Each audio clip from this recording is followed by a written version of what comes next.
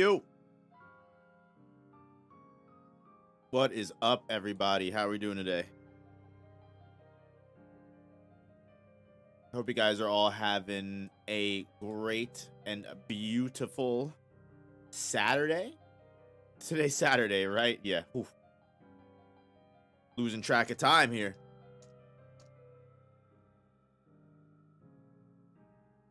Just sending out the tweets and everything like that, so people that don't get notifications know that we're streaming, and then I'll be right into chat.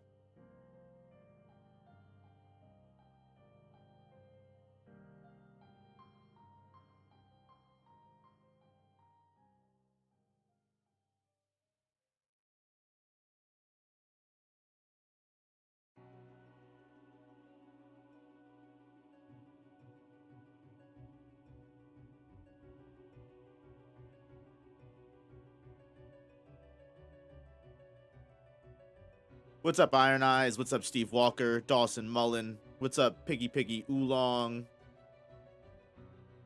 What's up, NQ Wiz? I'm sorry if that's... I'm sorry, I can't pronounce that. I gotta turn my phone notifications off.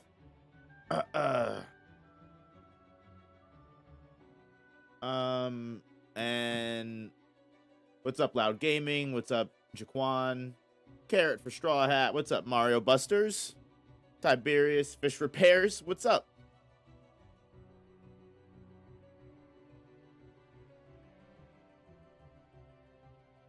I just posted link for tweet.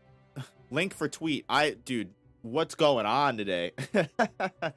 I just posted the Twitter link in chat. If you guys could like and retweet so people can see it, that would be great. I'm posting Discord, and then we'll get right to it, guys. No, not the window that I want to open Discord on.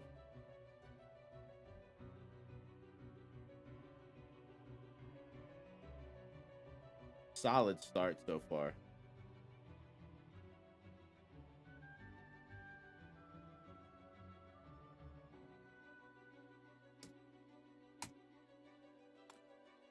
All right, we've pinged everyone that I need to ping.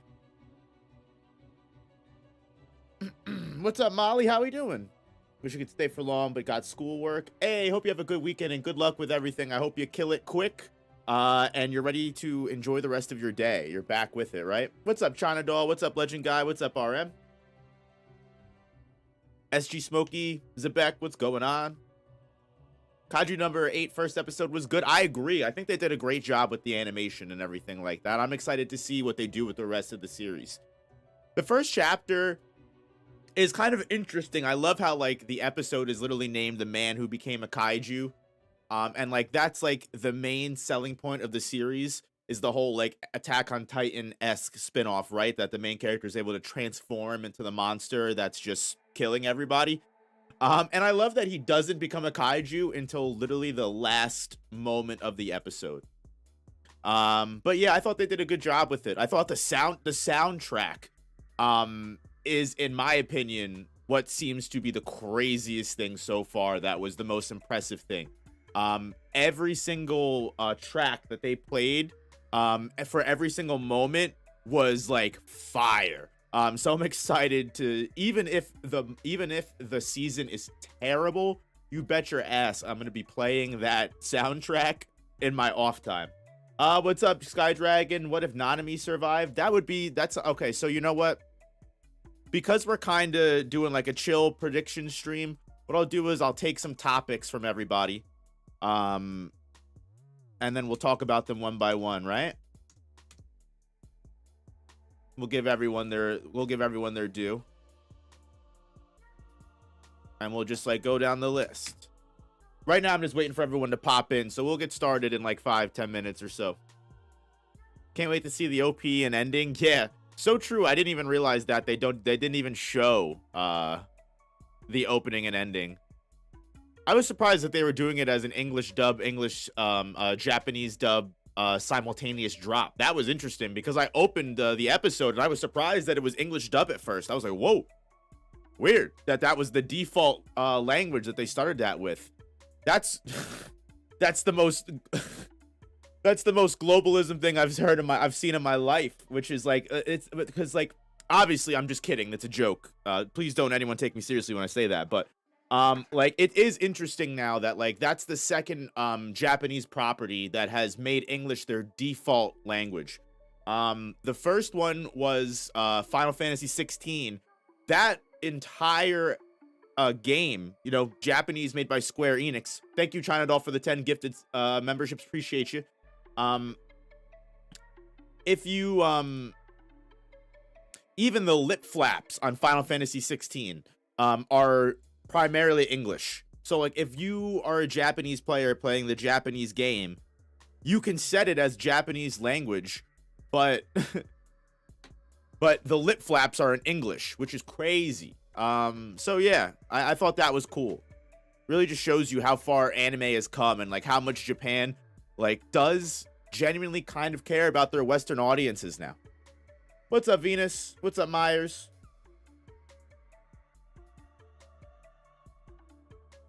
Where do babies come from, and where did Baby with Cleave come from?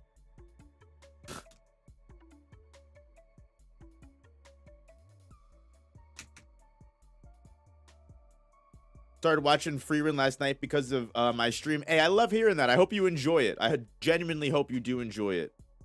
Do you think the strongest character pre-awakening Yuji defeats?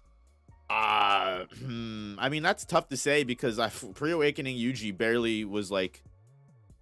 I mean, are we talking pre-awakening? Do we mean before the culling game, or like pre-awakening as in like before the chapter that we just got? Hey, Loud Gaming coming in with the 10 gifted. Appreciate you. Thank you so much for the love. Joe Goats for real. So who do you think is physically stronger, Sukuna or Gojo with curse energy reinforcement?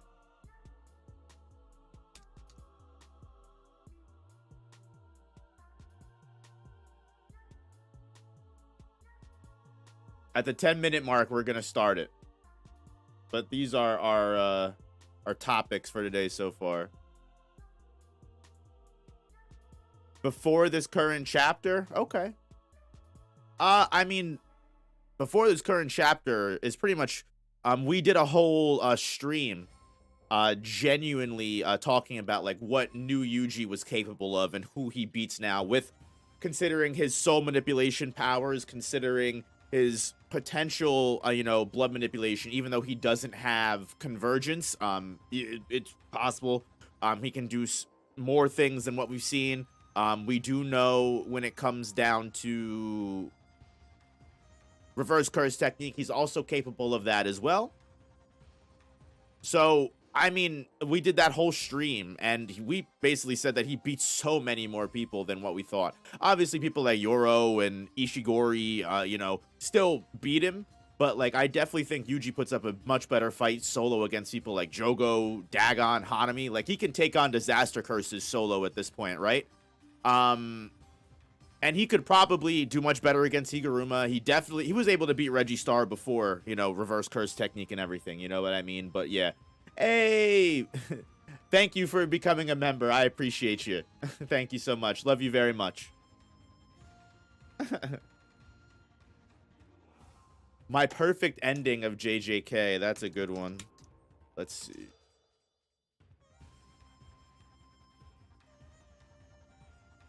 Miwa with 6 eyes or Momo with reverse curse technique? Can we talk Hokari versus Arame a bit? Sure. We definitely can.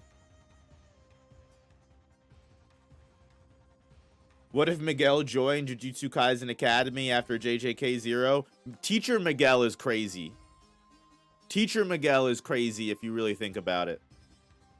Because Miguel was clearly able to help Yuta become a badass. So imagine if Miguel was like, all right, I would love like an epilogue of like Miguel super pissed because he got conned into becoming a teacher at Jujutsu High because Yuta asked him and he didn't want to be mean.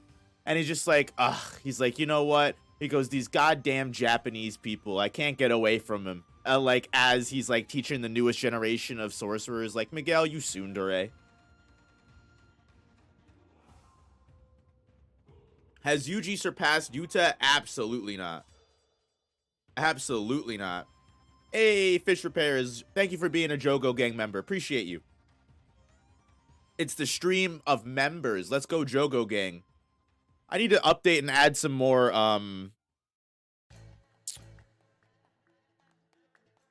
emojis. That's the word I was looking for. I could not think of the word. We need some more emojis, honestly. We have some decent emojis, but we need more of them. We need more of them. Jogo Gang is real today. Damn right. Damn right. How useful would 10 shadows be in real life? That would be, I mean, oh my god. I'm just imagining having, like, Nue and everything like that. And, like, to fly me to school or, like, fly me to... A little bit too old for that, Damon. You know, fly me to work and stuff like that. Maharaga is generally the most... I mean, like, Maharaga is basically summoning a kaiju. So, I mean... Yeah. Add more badges also. Yeah. The people are actually hitting the Gojo badge, which I didn't think would be possible when I first made members a thing. So, I may have to genuinely start making some more badges. Maybe some more emojis. If Yuji gets a simple domain, does he crack the top 10? Yeah, we were genuinely talking about that in the big Yuji stream that we had. Go check out the channel. The VOD is available. I'm not going to unlist that VOD. So, how strong is new Yuji is definitely going to remain on the channel. Because that's a good stream with Quirkless Shinobi. It's a fun discussion. And, yeah, I mean, if Yuji has anti-domain, he genuinely is a huge threat. I mean, pretty much, that's really the only category that he's still lacking in.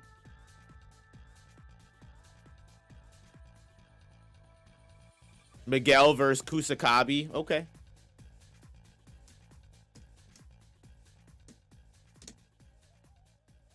Is this just stuff we're talking about in the stream or future vid ideas? It's just stuff we're talking about for the stream.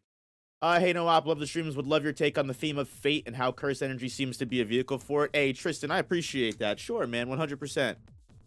Theme of fate and how cursed energy ties into it.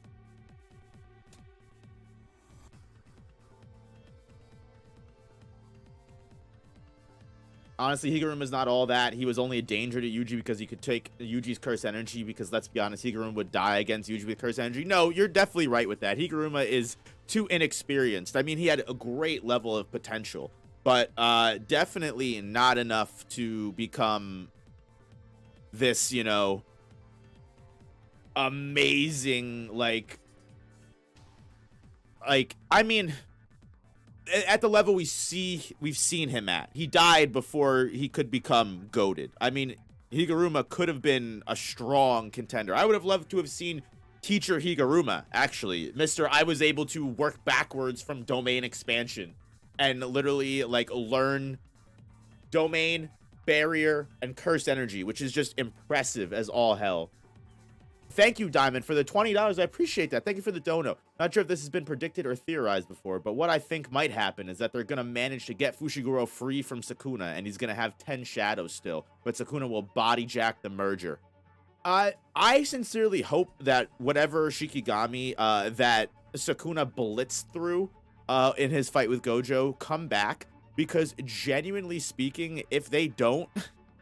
Megami has 3 Shikigami left. He's got Max Elephant, which is a good Shikigami. He's got Rabbit Escape. He's got the Toad. And then I think that's genuinely it. I would hope that if Megami does come back, I would hope that his Shikigami are separate from Sukuna. Because if not, or at least the Shikigami that were a part of Agito did not all die when Agito got destroyed. Yeah, Max Elephant totality would be insane. But thank you for the 20, Diamond. I appreciate that. Tracy LeGrand, thank you for the 2. What if Mekamaru beat Mahito? Oh, if Mahito wasn't in Shibuya and Mekamaru was. That's a really good one.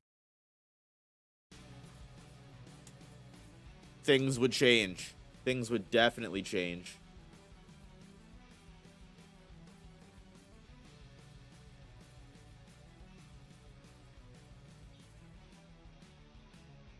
He has the bull. Oh, yeah, true. The bull is still around. And the bull is a serious one.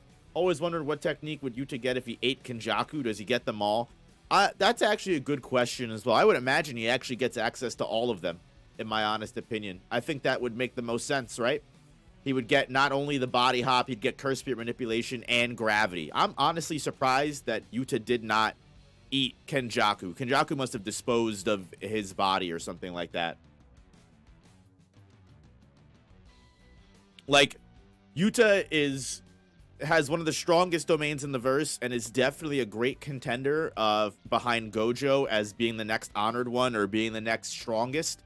I definitely don't think Yuji has eclipsed Yuta. Yuta is just a different breed, especially with his domain expansion being literally one of the greatest in the entire series. I don't think it's hard to look at a domain that's better than Yuta's, at least that's closed, because Yuta's domain is just on another level. But specifically speaking, like,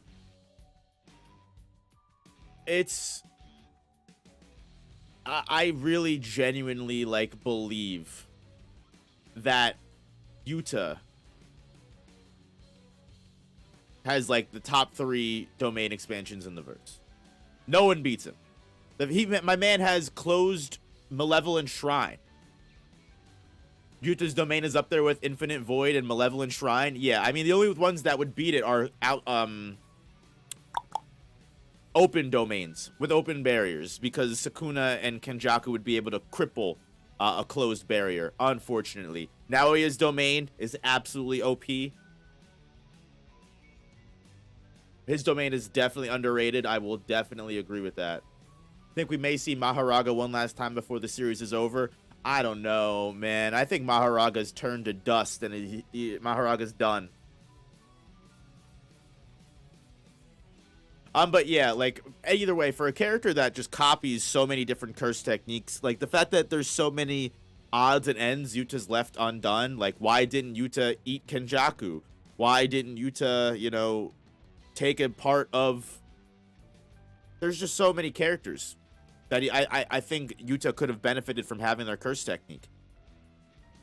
But it is what it is. Mahito's domain is pretty good too. Yeah, Mahito's domain is one of a kind as well. Mahito's domain is just instant win against most people. And because he can 0.2 activate it, I mean, it's faster than most simple domains. So, woof. But anyway, we'll get into it. So let's start knocking some of these topics off. So what if Nanami survived? I mean, Nanami is an awesome character. I would definitely be willing to see... I'd be interested to look at what Nanami would become if he actually reached his potential. I know Broken Ronin did a video on that, which actually I would be interested to see what he said. What he thinks a full potential Nanami would look like. I'm actually somewhat interested.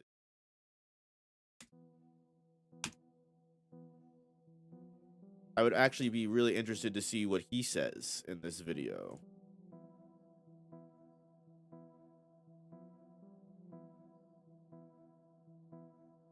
Alright, hold on.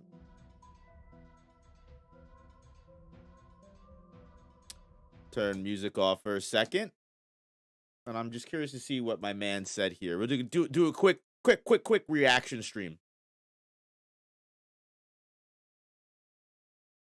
Characters in Jujutsu Kaisen that could exemplify the idea of wasted potential. As in a series like this, mindset, talent, and circumstance are 3 of the main factors that can allow someone to reach the heights of their abilities. Oh, that's pretty characters with fast. loads of potential, I bet that Nanami isn't the first character that comes to mind, especially if you're a manga reader and know how crazy the levels of strength get as the story progresses. But in this video, I'll be continuing the full potential series and talk about just how strong Nanami could be by breaking free from the limitations of his own mind.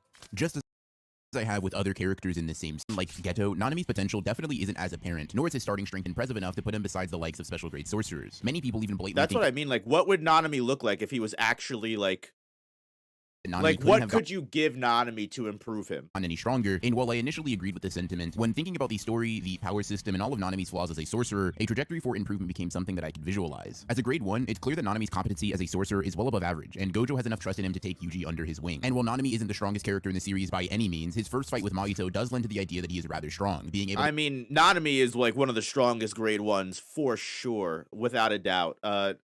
Nanami Kento with the 7-3, the critical hit technique is so interesting because the main reason why I think the critical hit technique gets downplayed is because we see it get endured multiple times, right? Like when it's introduced against this specific fight with Mahito, it's basically explained to us as this ability that immediately opens up a critical hit on your opponent, which no matter what it is, that's why Nanami is literally able to just break Mahito's arm and just cut it off. And that's why he uses a simple blunt blade, because it doesn't matter. He's always able to hit critically.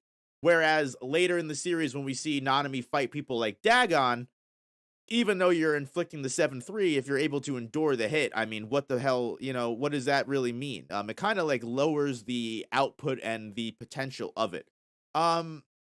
Whereas I guess like a big, improvement would be his critical hits always become critical and you're not able to endure it. If he's able to get that hit on you and able to perfectly visualize the 7-3 and hit you on that, I mean, you're cooked, right? to go toe-to-toe with a special grade like him, even if only temporarily, does speak to his ability. As I'm sure you all know, Nanami's innate curse technique is ratio, which allows him to divide a physical object into 10 segments, and by striking along the 7-3 ratio, he can force a weak point and cleave through opponents even if they are stronger and more durable than him in the conventional sense. With his curse energy manipulation, physical aptitude, and decently if you powerful could send a slash from a distance with ratio, that's actually a pretty good idea, right? technique, Nanami was able to become a respectable grade 1 sorcerer, but not much more. This can be attributed Technique in scales part to Nanami, so it made sense. It did less damage as the enemies got stronger. Yeah, I guess that's fair, definitely. Like I said, I think it just lowers the overall, impact of the technique.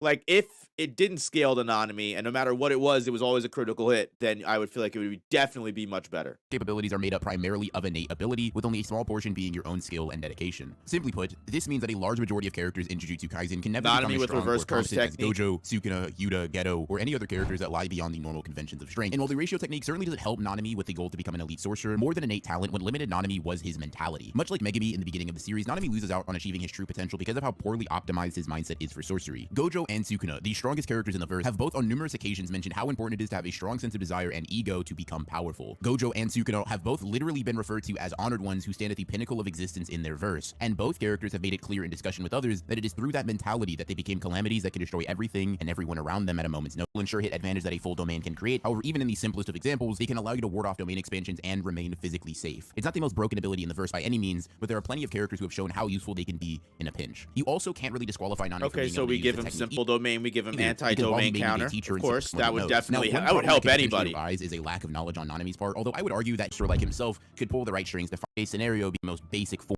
of potential to surpass Gojo, and one granted a physical body that is much closer known. Kusakabe was able to achieve a level of strength that is comparable, if not greater than Nanami's. Imagine you add all a pretty strong sorcerer and one who would be much more versatile in certain Kusakabe uses could be with another sorcerer in this capacity, but if I have the controls, if I'm the one making the decisions, Nanami's doing anything that is absolutely necessary to pick up on the skills that Kusakabe possesses. Now, anime onlys haven't quite seen it yet, but manga readers definitely know why this is such a valuable thing to add to his arsenal, as with just the quick draw and simple domain added to his tool expansion, would be able to continue fighting with resolve through the use of a simple domain. His ability to fight cursed spirits outside of a domain would also increase, as his hypothetical version of Nanami would be faster, stronger, more durable, and have more moves in his arsenal that he could use than he ever had in the canon. Realistically speaking, this Nanami would go from being the baseline of a grade 1 to one of the stronger sorcerers to officially hold that rank within Jujutsu society. But is this all that he could do?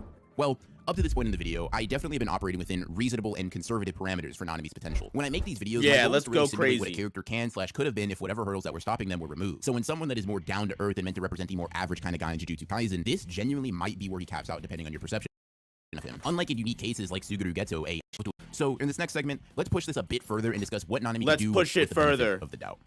Whenever talking about potential, We have the to first go thing that pops into the minds deeper. of many JJK fans are domain expansions, and that makes sense. Domains are established pretty early on to be the pinnacle of sorcery, and as such, it's kind of the end-all be-all in the minds of many fans of the series. In giving access to the same level of ability, I think we could really help him grow and have him access a whole new dimension of strength. A lot of my domain expansion speculations will contain very minor spoilers for the manga, so if you don't want to see that in any capacity, you can skip Yes, to give the Nanami a domain Nanami expansion. I am much What's more in favor happening? of giving him a rule-based domain rather than one that is imbued with a sure hit technique. And the reason for Okay. this is rather simple. Makes this form of sense. domain aligns with Nanami's character the most in just about every facet. It requires less skill, talent, and potential than a sure hit, as Tengen has said, so we aren't straying too far from Nanami's ethos, and it also complements his technique and fighting style a bit more, rather than have him just ratio every character that falls into his domain. As for the name of the domain itself, you could call it something like Golden Ratio. The inside of the domain would be very akin to a The massive Golden office space, Ratio. clearly We playing love in Nami's that. worker aesthetic and technique, and within the domain, the general idea that I've come up with is one that takes quite a bit of inspiration from RCT, Akari technique, and his own reversal, domain. and changes Inside Golden mentality. Ratio, there would Fair. be a massive clock ticking, and with every 30 seconds that passes in real time, the hour hand The within ratio domain would technique tick being once. reversed And is after interesting. 8 domain hours pass, Nanami would be able to tap into double time, the enhanced version of overtime. This essentially means that after 4 minutes, Nanami gets a massive power up. And rather than increase his cursed energy all the way up to 120% as the standard overtime amp does, when combining the stat amp from the domain with the boost from double time, his 240? cursed energy levels would shoot all the way up to 200% of their normal capacity, with the combined effect of every part of his opponent's body being considered a weak Jumping point. the So gun. rather I than jumped have it to too align soon, the blade with guys. any specific joint Jumped it too or soon. ratio or point, the entire body itself is considered weakened for Nanami to strike with his full power. This means in a vacuum, he hits harder, Yep, but he that's also exactly what I was saying, right? Where like no matter what it is, like Nanami's always able to hit the critical hit. It doesn't falter, it always hits. weakening the opponent to make those hits even more devastating. If he's able to trap you within his domain and keep you there for 4 minutes in real time, Nanami's defensive and attacking options So reach some Nanami's ridiculous just a levels as he'll be able to staller. reinforce and output some very powerful Nanami amounts of curse becomes energy. the Now, if you're sure familiar hit. with the manga, I'm sure you see the What's very up, obvious Shika? How we doing? inspiration here with the general idea and execution of the rule-based abilities and even down to the time frame. But I also feel that the name of the domain, added curse energy based on a time frame, and upgraded ratio technique all do remain somewhere within the realm of being Nanami-like. Double time just being the real-life exaggeration of Okay.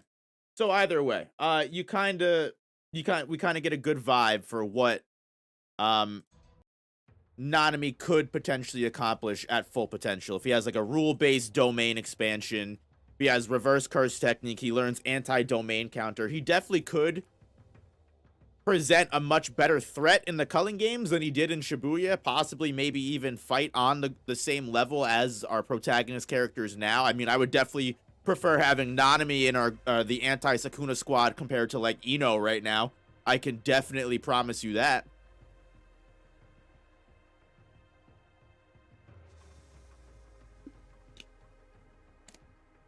However, Nanami of all characters, I feel like just having like people like Ino and everything like that alive, I feel like it wouldn't really change much going forward from the Culling game, just because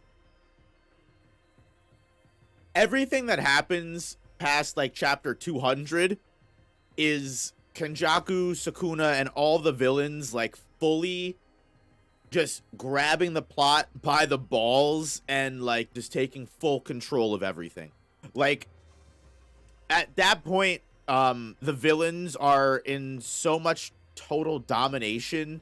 I feel like it's the same kind of mentality that Kenjaku has towards Kamo Noritoshi, right? Like he's just gonna be like, sure, Kamo, you can stay alive. I'm not even gonna try and kill you, to be fair. Like, everything bad that's about to happen is going to happen no matter what you do. So,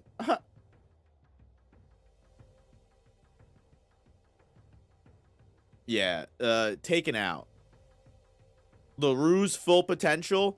That's what Tiberius was talking about in his stream earlier today. Definitely go check that out if you guys are interested to what a lot of these characters may look like at special grade or full potential level. But yeah, I think we said that I think we said LaRue was like Boa Hancock from One Piece or something like that, which I don't really watch One Piece, but it's just like, I mean, it's just, yeah, I said that he turns he's got the Medusa ability. He turns you into stone, if you get what I mean.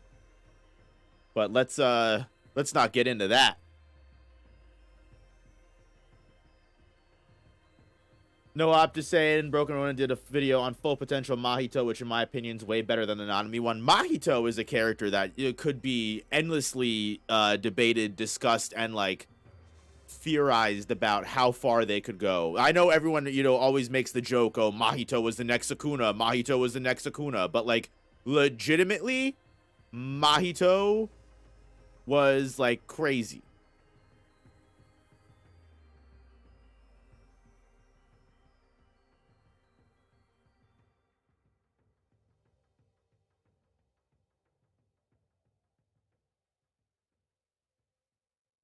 Mahito could use humans as Geto uses curses. Very true. What's Miwa's full potential?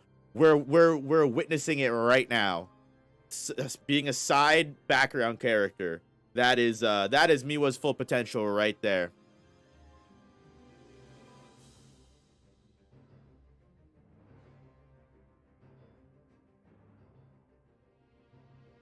Mahito being the merger is a W ending.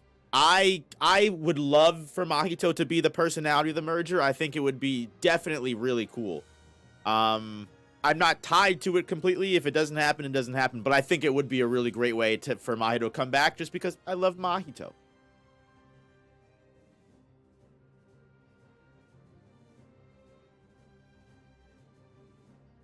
AMV University, thank you for the 2. I got a Kashimo full potential vid script in works. Hey, let's go. Love to hear it. Varel, you know, like Kashimo is another great character that is just able to accomplish so much. I love Kashimo. I'll be a Kashimo stan till I die, and that will never change. I promise you. Never change. I promise you. Venus, thank you for being a member for 4 months. Appreciate the love. Thank you. What do you think a technique like Miguel's would be as a domain sure hit?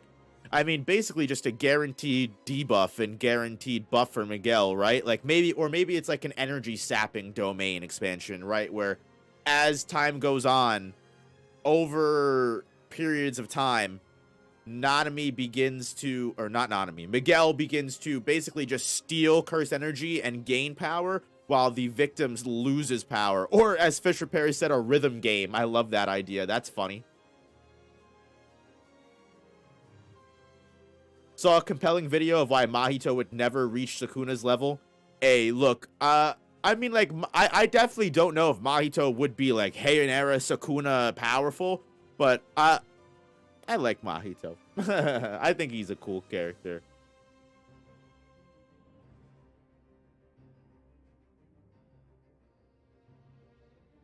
Pokestar said, I keep winning the lottery. Let's go.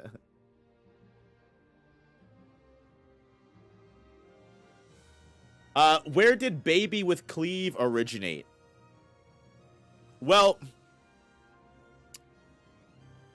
where did they come from, right? I mean, we know where they came from, but what's their backstory?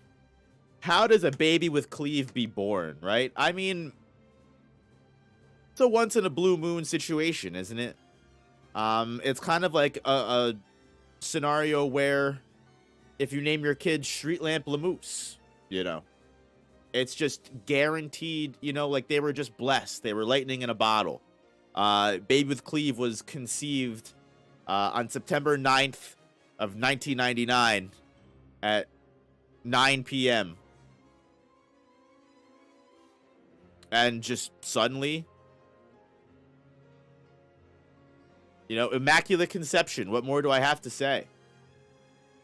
It's almost like he pops out as a demon. Not as a demon as like a creature of the night, but as a demon as like a smoke demon. How is he a baby if he was born in 1999? Because Baby with Cleave doesn't age. Keep up. I'm just kidding. Quirkless Shinobi, thank you for the 25, man. Thank you. I appreciate that. You didn't have to do that. Keep killing it, bro. No, you keep killing it. Everyone, go shoot a subscription and some love over to Quirkless Shinobi. Quirkless Shinobi, great YouTube creator, great Jujutsu Kaisen creator. I mean, just awesome person in general. We did the Yuji stream together, and he's got some great Jujutsu Kaisen content as well. We need to revive the Jujutsu Kaisen community, guys. We need to all together collectively rejuvenate the energy of the manga readers. Because the anime onlys are having too much fun. I wouldn't say they're having too much fun. They just had to deal with the stress of Shibuya. But, like, once the anime comes back, I feel like we'll get a nice spark of juice. We'll start remembering why we love Jujutsu Kaisen.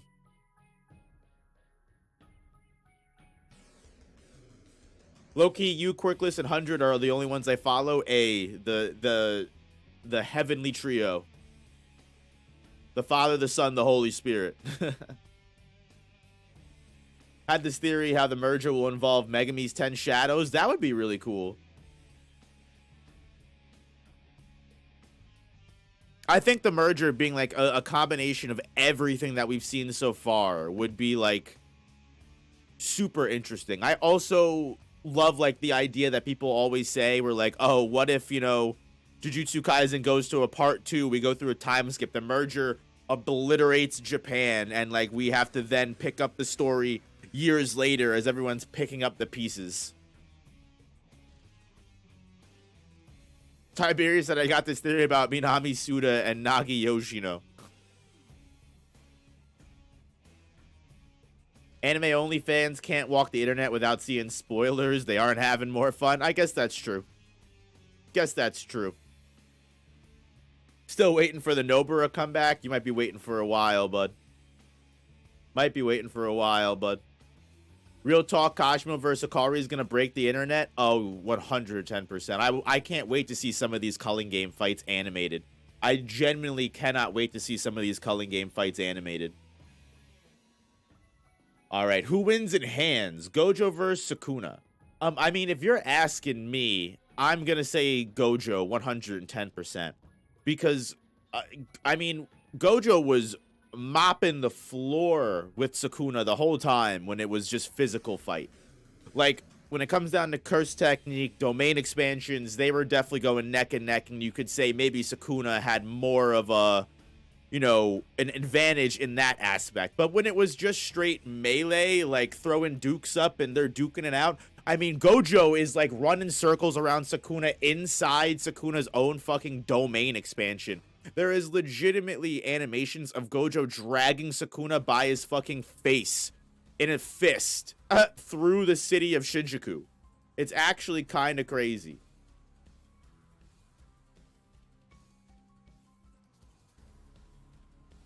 Nah, Sukuna 120%. You need to say the 120%, no hop. I will say, if we're talking anime Sukuna, maybe it's a whole different breed of hands. Because anime Sukuna, the anime Sukuna that's like hitting the fucking feints on fucking Maharaga, you know what I'm saying? Like, that Sukuna's a different breed. Hitting the Michael Jackson.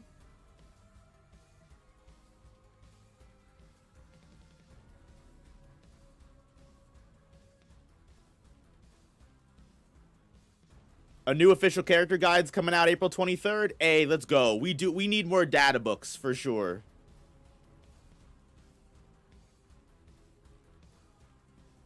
Damn, no, I'm doing Spirit Fingers is def making the 2-year anniversary video. So crazy, dude. What I want to do, I was thinking, because you guys were so awesome doing that for me, I want to do like community awards. And I want to be able to like where like the community gets together. Unfortunately, this would only be members in the Discord. But I could poll the rest of the community as well. Yeah, I could poll the rest of the community as well. And then like we just give out awards for like best no operator, community member, stuff like that, you know?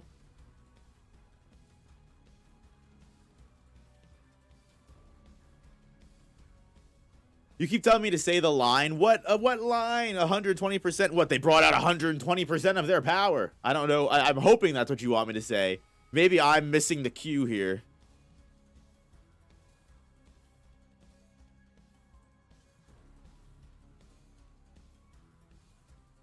Random thought, but do you think a 10 Shadows user could make a binding vow where they can bring people into the exorcism ritual exchange for the Shikigami? I'm not entirely sure. I mean, if you saw my big video on the guide to taming Maharaga, my idea in regards to having someone include themselves in the exorcism ritual was always, that's the reason why the heavenly restriction user always shows up in the Zenin clan as well as the 10 Shadows user, because the heavenly restriction person is destined to help the 10 Shadows user exorcise Maharaga, because they would be null and void in the exorcism ritual. It's always a good possibility.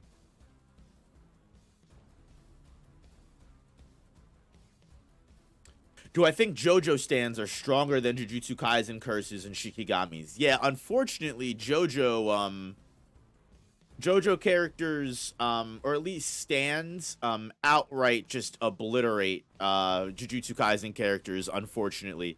Like, they just don't survive. As long as I would want them to, they just don't have a chance, unfortunately.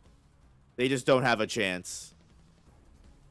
JoJo is on a different scale entirely. I mean, don't get me wrong, not every single JoJo stand is just obliterating Jujutsu Kaisen. But there's a good amount of JoJo stands that are just outright just ignoring the character that they're fighting against and destroying their lives as we know it. JoJo is canonically, without fail, the series that has established the meme of if I plug this fork into this electrical outlet on Tuesday and it's raining, your firstborn child gets smallpox or some shit like that. You know, it's just yeah. King Crimson versus Miwa. Me and Diavolo, if you didn't see it, I did a video on Dio versus the Jujutsu Kaisen sorcerers, which was a lot of fun for me. I know some people are saying that like Dio is just massively faster than Light, which take, you know, the power scaling, you know, terms as you will sometimes. I mean, like, I was doing recently, spoilers, you know, I'm doing like a Demon Slayer Jujutsu Kaisen video, and I was doing research for it, and there are people that are saying that like Demon Slayer is like massively hypersonic, and I'm like, no, they're not. And like, do you want to know how we're scaling? Let's see if I can pull this up here. I'm gonna show you exactly what I'm talking about, rather than just waffle about it. I'm gonna show you why Demon Slayer is rated as hypersonic. Here we go. All right, speed feats. Speed feats. Okay, so like at a certain point, I understand. Okay, speed of low-level demons, superhuman. Believe you. Zenitsu blitzes demon in the Suzumi mansion, subsonic. Okay. Tanjiro dodges Kyogai's drumming, subsonic, which is legitimately the realest estimation of speed in Demon Slayer that they have so far, right? Like, Tanjiro being able to react to an attack that's as fast as sound. That's a reasonable thing to say, okay, this is how fast this character is right now. They're faster than sound. That's fair. Piercing blood in Jujutsu Kaisen is a great estimation because piercing blood is faster than sound. So, literally, like, this feat is similar to Yuji, like, dodging piercing blood. Absolutely. So then you start increasing this because obviously then characters get faster and faster. Sure, whatever, okay. Massively hypersonic. Tanjiro dodges lightning, which anime only, by the way. And this is what I fucking can't stand here. Let me tell you right now. This fucking pixel counting nonsense. What is this? All right. So we're taking Tanjiro's height, right? And then we are now dividing Tanjiro's height by the amount of pixels that Tanjiro takes up on a picture. So then we are then taking those pixels and then finding out what Tanjiro's wrist size is in the image that we're using and his foot. And then and this is how we're determining this, right? We are literally counting the pixels on the screen and trying to determine the distance in actual scientific and physical terms here. Absolutely not. No. Muichiro slicing 10,000 killer fish in an instant is massively hypersonic. So we are okay, so Muichiro is 160 centimeters. We can estimate his sword length and arm length from his character design. Stop. Stop it right now. Just, no. You get the distance between Gyoko and Muichiro. We're counting the space. This video, it doesn't show up, but they're counting the space in between the panel. You can't. No, you can't do that. This is not a viable thing. You can't. This is not a viable way of estimating speed. I'm sorry. So you lose me here, right here. This is a reasonable feat. Everything past this is made up. It's all fake. It's not real. It's not fake. It is fake. It's not real. It is not real at all. I'm willing, at the very least, to say that these characters are reasonably increasing in speed past the point because the character Kyogai is not only Lower Moon 5, but he was a disgraced lower moon 5. He was depromoted. So it doesn't surprise me that the other demons would be faster. Like, I'm literally willing to, at the most here, like, versus battle speed. I'm willing to, at the most here, give Demon Slayer, like, if we're saying this is where Tanjiro sits, right here for being faster than Sound. I'm willing, at the most, to say as Demon Slayer slowly power cliffs and continually scales upward to get to, like, the final battle, I'm willing to give you Supersonic Plus right here before, not at the most, the end of series characters, Muzan and end of series Tanjiro, at the most you can say they sit at Supersonic Plus. Maybe they get to Mach 5. Maybe. But, like, to say that, like, through pixel counting, they go from, this is where it gets crazy, because when I'm saying these words, this is why I'm showing you the numbers on screen, because when I say these words, you're like, what the hell, hypersonic, what does all this mean? So, supersonic right here, 2.5, right? So, to go by pixel counting, we now increase from Mach 2.5 to 5 range, all the way to massively hypersonic plus, to ranges of Mach 100 to Mach 8,740. You want me to increase from Mach 2.5 to 5 all the way to upwards of Mach 1,000 that are not even actually real, like, not even capable. Oh my god, this is insane to me. That's why I have to put the numbers on screen, because it's like, if you don't look at the numbers, you're like, oh, well, it makes sense to me. Why wouldn't you say that they just naturally get faster over time? I'm willing to tell you that they get faster over time, but I promise you, they do not get this fast. There's no way in hell they get this fast. And you can't convince me that they get that fast by counting pixels. You just can't. I'm sorry, you just can't. Sorry, that was my little rant for the day there. You just can't. Jesse said bro is not Maharaga level. Yes, Maharaga is Mach 1000, okay? No one else is. And, like, that's also, not for nothing, not to go back to, I said I was done and I lied to you. Not for nothing. Like, this is also the same estimations that people are going to say, like, why, like, putting Gojo and Sukuna, when people say that Gojo and Sukuna are faster than light because they can react to sound, we have to also realize here that, like, the average Jujutsu Kaisen character is around here, right?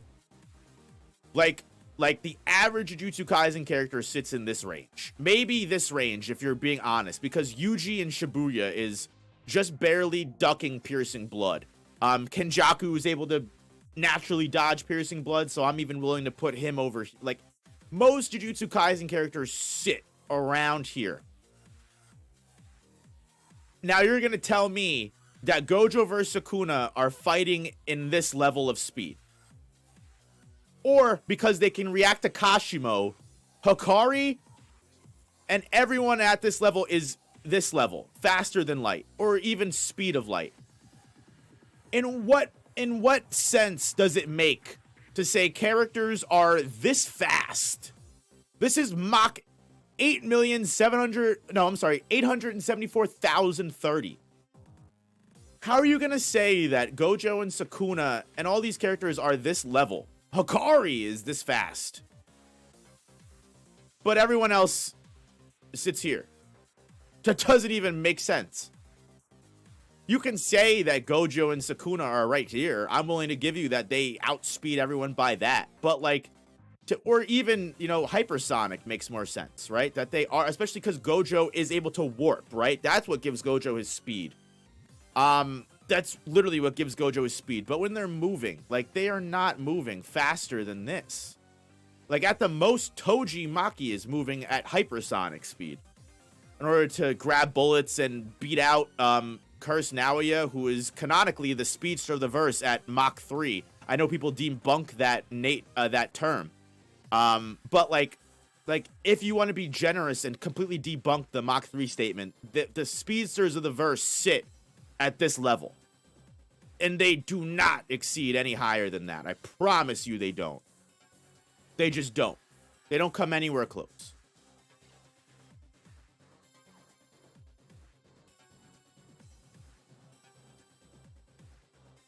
All right, let me check some of these donos. Let me catch up. That was my little rant for the day.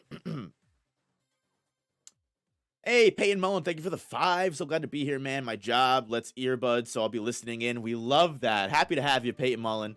Everything is going well. Thanks for all the great hope everything's going well. Thanks for all the great content. Same to you, Peyton. Thank you for the love. AMV University, thank you for the donos. Appreciate that. I'm going to give Kashimo Fuga arrows. What will you add, Noop? Like, only if you give Kashimo, like, Indra arrow, like the lightning arrows. That's what it has to be, okay?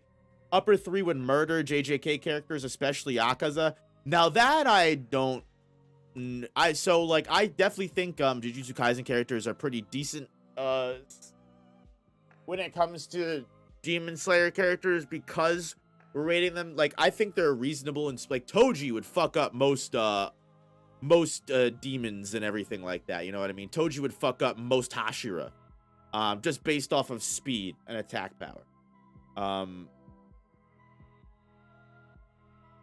But genuinely speaking, yeah, I think sometimes people get a little crazy with the pixel counting. Have I seen Meta's video that puts old Joseph at massively faster than light? Oh, I'm gonna have to talk to him about that, sir. Sir Metas, what are you doing?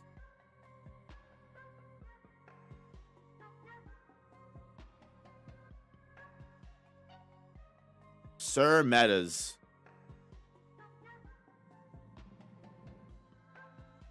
All right, what up, No Op and Jogo Gang? What's up, Tenro 100? The only mock I fucked with is Mocked of El Dorado. Sorry for posting, spamming your chat, but I'm curious what stands like Dios would be like in JJK. For example, his domain would have a surefire hit of time being slowed down. I've seen a lot of people put that on my like Dio video, where like I should have considered Dio's time stop works more like a domain expansion, which I can see. I think JoJo's and Jujutsu Kaisen's power system genuinely interact very well together. It's just when it comes down to it, a lot of the JoJo's abilities and a lot of the things that just the Jujutsu Kaisen characters just have no answer for it. Like it comes to mind, like I'm thinking of some JoJo stands that are just ridiculously OP.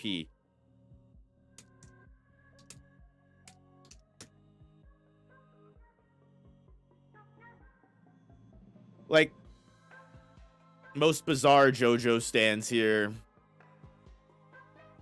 Death 13. I feel like Jujutsu Kaisen characters would be able to handle Death 13 okay. Death 13 isn't that crazy, right? I feel like a lot of the Jujutsu Kaisen sorcerers, especially Mei Mei. Well, Mei Mei, keep the baby stand user away from Mei Mei. But I feel like a lot of sorcerers are like they don't care. Kusakabe would be like, thank God, it's just a baby. And just start throwing hands, you know what I mean? Like, Kusakabe would be like, thank God, I don't have to fight a special grade tonight. But like Death 13 is like basically like Freddy Krueger kind of style. Like when everybody's asleep, the dreams are basically manipulated and you can get killed in your dreams. And you basically forget everything that happens. Like you completely forget everything after it. So if you survive the dream, you don't remember that you were just in a nightmarish dream. And like the baby is a stand user. This is literally Baby with Cleave if Baby with Cleave was Freddy Krueger instead. This was Baby with Cleave's first incarnation ever.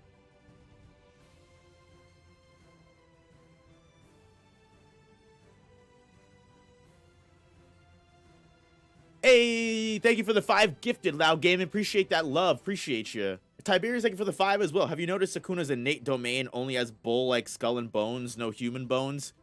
Yeah, definitely. Like, Sukuna's domain is, like, regardless of, like, any theorizing it's into it, Sukuna's Malevolent Shrine is one of the most interestingly designed and coolest things Like, it's so cool.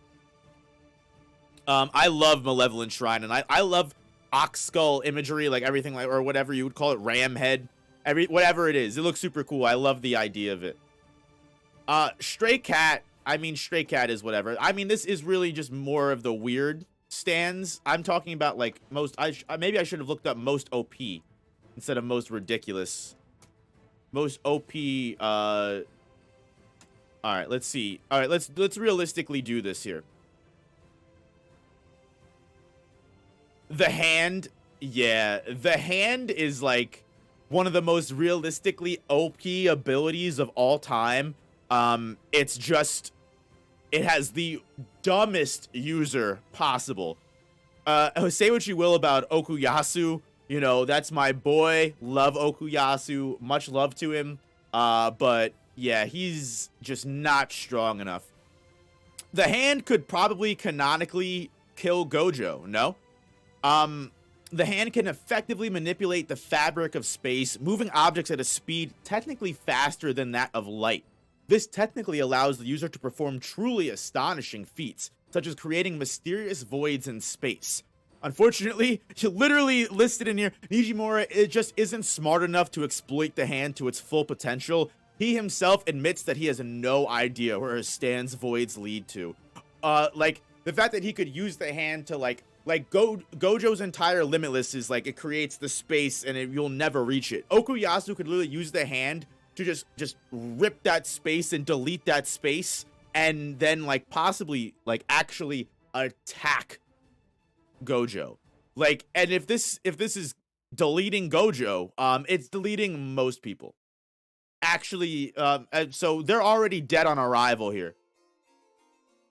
The Grateful Dead is another amazing stand that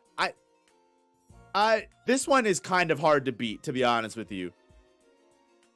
Unlike close range stands, this one can spread its influence across a relatively large space, allowing Prosciutto, I don't know how to pronounce that Italian name, I'm sorry, to slaughter dozens of people if necessary.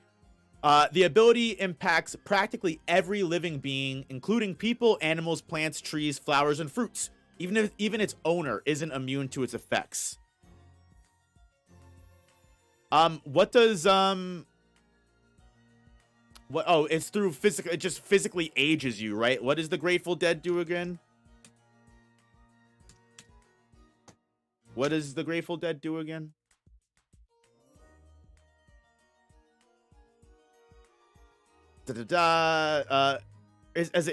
Forcibly age people over a large area, a terrifying power because of its potential for a massacre. The aging can be slowed, and while Grateful Dead isn't weak, it isn't a match for other close-range stands like Sticky Fingers. Yeah, it's like it's just going to age all of the Jujutsu sorcerers until they can't get close enough. They also have the rate at which people age is dependent on their body heat. The warmer one's body is, the faster they age. Thus, things that warm the body will accelerate the aging, while exposure to the cold will counter and reverse the Grateful Dead's power immediately. Yeah, like they're cooked. They're cooked. What are they doing? What's up, music? Use the other JoJo wiki. It's a lot better. Okay. Echoes goes through a series of evolutionary forms. Echoes they might have a chance with, honestly. It's a latent sound-based power that only comes into effect. Performs spectacular combat feats, capable of manifesting specific effects based on the sounds it created. It's basically like cursed speech a little bit. I'm so rusty when it comes to my JoJo's knowledge. It's been so long since I've, like, delved into the series. I remember Echoes Act 3 is insane, though. Which one did you want me to use? Not this one, right? Oh, it was this one. This is the one you want me to use, I imagine.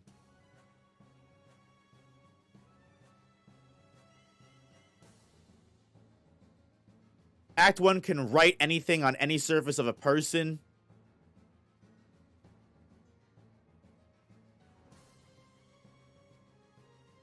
Sound effects. She touched the door with the whoosh on it. The sound became a real entity. It increases its sound abilities beyond its first form's capabilities. Echoes can write a sound effect on any surface However, unlike Act 1, it's only able to shoot sound effects from its tail. And Act 3's signature ability, which applies a freezing or stopping effect by greatly increasing the weight of its target by punching it. Basically, Kenjaku's gravity ability. Yeah, I mean, without Heaven's Door is just instant win for any of these characters. I mean, that's pretty much it.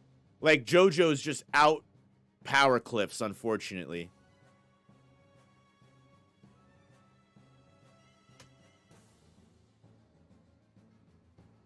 AMV University, thank you for the $2. Crazy Diamond, Golden Wind, Zipper Man are my favorites.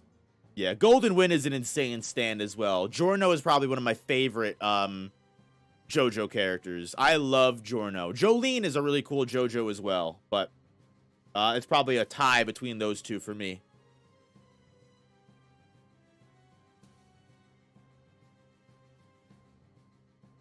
Going back to the community awards thing, I got some ideas. Hey, I'd love to hear it for sure. Definitely Discord me. Zipper Man has the best one-liner. I like the song Jolene by Dolly Parton more than Jolene. Fair.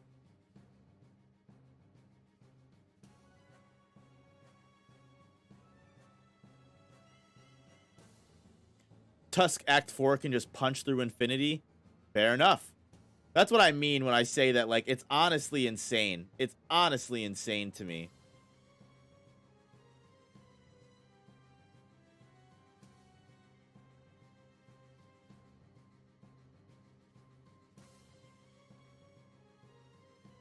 Gyro with his steel balls running. Part 7 and 8 have very overpowered stands, especially the main JoJo and villain. Yeah, I think Part 7 JoJo's and on is probably what Manga Mondays might be after we finish Hunter x Hunter. Been thinking about it. Obviously, I'll put it to a vote. But that's definitely something I would love to read.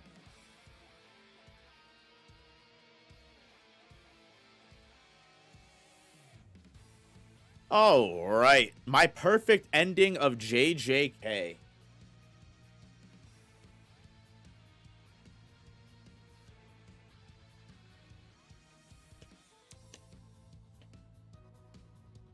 Did we have a Manga Monday this week, by the way? No, unfortunately we did not. But we'll have Manga Monday this week for sure to catch up for it.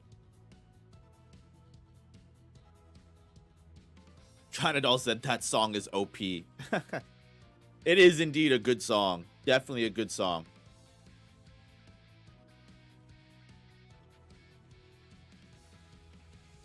Geke's running out of characters. You have to fight Sukuna now. I'll take him. No Op's perfect ending is everyone dies. Listen. Only the people that deserve to die. All right?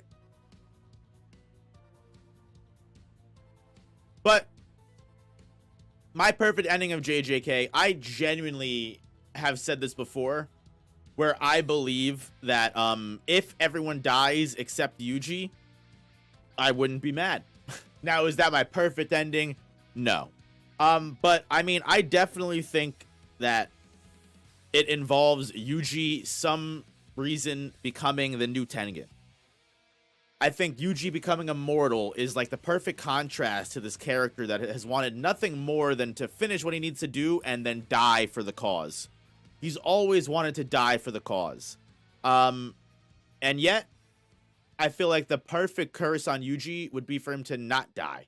I mean, his grandpa said, you know, die surrounded by everyone. You know, make good friends and die around a lot of people. And I've always said it would be terrifying if the exact opposite happens and Yuji actually watches all of his friends die. Definitely a sad ending. I think the perfect epilogue, or like the perfect last like page of Jujutsu Kaisen, I've said it before and I'll say it so many times again. I love the idea of Yuji telling Mahito that change your form, come back as a new curse, no matter what, I'll always be here to kill you. If that happens, if like immortal Yuji is there to wait for the new Mahito to arrive, and this newborn curse just arrives as like a little curse womb, and it's like, ugh, into the world, and it's like, whoa, this is crazy. And then Yuji's just waiting there. He goes, hey, Mahito. And like the curse turns, he goes, huh, who's that? And then cracked. Krakatoa, you know, he just fucks him up. I would love that. I would absolutely love that as an ending to JJK. So yeah, as long as Yuji lives, that's my perfect ending of Jujutsu Kaisen. Yuji lives, everyone else dies. Megami's dead, Nobara's dead, Gojo's dead. Call it. Imagine if Yuji and Sukuna, like, have to, what's that one series that I'm thinking of where, like, the main character and the main villain are, like, oh, I'm thinking of Kingdom Hearts. So if none of you guys, let me go on a little tirade here because I love Kingdom Hearts. I'm going to use any excuse that I can to talk about it. This would also be very cool as well. This would be a really cool thing. Definitely, in my opinion. Hold on. So, oh.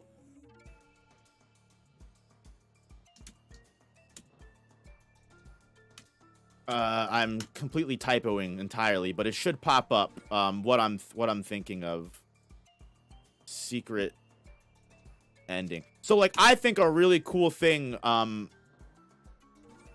would be, why can't I find this freaking scene? But basically, long story short, while I'm looking for this, in Kingdom Hearts, basically, there's this character, Master Xehanort, who he loves. He loves young boys. Like, he's got like that Orochimaru vibe, you know what I mean? And he again just wants the body of a little boy, wants to steal the body of a little boy forever. So like what happens in one of the endings, it's not a spoiler because this is literally a prequel series, like it's fine, you'll be okay. If you've ever played any Kingdom Hearts series, you this isn't a spoiler. So they basically, long story short, the main villain succeeds and he steals the character's body, but because the main character like holds back and is so resistant and fights back, the two are literally locked in like the mental world together, and they just have to coexist with each other for a decade, just living in the same body. The body has amnesia, right? Like the body has no personality of either of them, but Terra as the main protagonist and this old fucking creepy guy, you already knew he was the villain. Look at the way he moves his fingers. They just have to exist in this body, just talking shit to each other forever. Like if Yuji and Sukuna end up in this kind of similar situation, like you'll find out soon enough. That would be also very cool as well.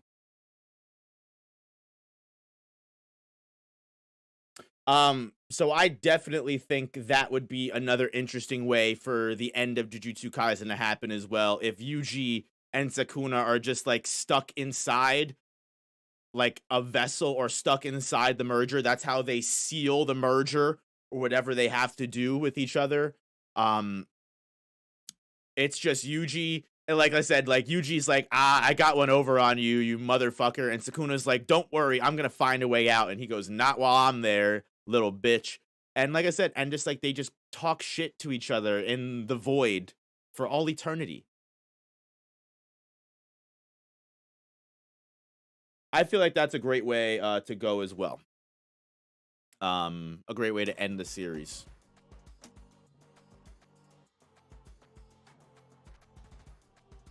Sorry for a little tirade there, but yeah, no. I think that would be another great way to end things as well. Give Yuji the closure that he wants and also take Sukuna out of the picture. Let me catch some of these donos real quick. Loud Gaming, thank you for the 10. Always appreciate the support and love. Best ending would be Megami sacrificing himself for Yuji to kill Sukuna. As long as Megami is dead, I'm for it, brother. I'm just kidding. But yeah, like, I also like the opposite side of things, like Megami saving Yuji and starting this whole journey. How great would it be if Yuji gives his life to save Megami? like, obviously, this big soul swap thing, you know, controversial. We're not sure if it's a real thing. Could be weird text bubble thing. Maybe it is a definite thing. We just haven't seen it yet. Who the hell knows? But if soul swap is like the last resort of trying to just swap Megami out, and Yuji takes Sukuna again and imprisons Sukuna and becomes the, you know, the vessel for Sukuna one last time, hold Sukuna back, and then they kill Yuji, and that's that. Like, I think that would also be poetic as hell. To start the series off with Megami saving Yuji's life, and now Yuji's saving Megami's life. Or I guess, I mean, realistically, Yuji kind of saved Megami's life there in the first episode too. But whatever way you want to look at it. China Doll, thank you for the 25. Always appreciate your love and support. Always, always. Hot take, I have a feeling Maharaga's still alive. He could have hid in the shadows, possibly. If Maharaga's still alive, we are all cooked. That's all I'm saying. Like, if Sukuna is like, and with this next Black Flash, Sukuna regained Maharaga, and it's like, oh no. It's over. Best ending is Charles Bernard dies? Damn, what do you got against Charles Bernard, bro? What you got against Charles Bernard? Just sacrifice Miwa and Momo. The return on that vow gotta go crazy. You get a fucking signed baseball card for that fucking vow. That's about how much that amounts to. Maharaga totality's going wild. 110%. If we do get a Maharaga totality, that would be cool. I did recently hear a take on that where it's like, you know, like the other 10 shadows really aren't as strong. So while Maharaga totality would be an awesome thing to happen, I don't know how much of a boost it would get. Just, I mean, whether you want to say like it is just getting a natural boost just because it's literally, you know, all 10 Shikigamis put in together. So it just automatically gets a boost, but... Sorry if you already answered, had to leave, but do you think Sukuna has a maximum technique? It feels like Gege dropped that concept. I mean, the whole maximum technique, domain expansion, all that whole concept, it's always been interesting. Like, who has a maximum technique? Who doesn't have a maximum technique? Who has a domain expansion? Who doesn't? I think it's just different ways to manifest your ability. Like, you know, like... I feel like a maximum technique, like a character like Geto, makes sense to me that Geto would have a maximum technique rather than a domain expansion, right? Because Geto's able to amass all of his curse spirits into this one big, giant maximum output attack, but it doesn't require a domain. And it's not a guaranteed hit either. So it's entirely a separate concept. It is interesting what you would do with a curse spirit domain expansion. Whereas, but you also have characters like Jogo, who have both. He has a domain expansion and a maximum output. So I think it's just like a domain expansion is you bringing out the most of in your own territory, whereas a maximum output is you bring out your most into the real world in general. You don't need a domain to fully power your attack up.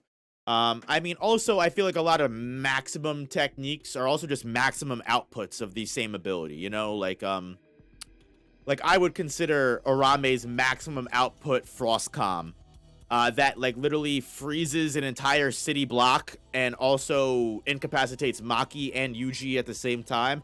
I would consider that a maximum technique, most likely.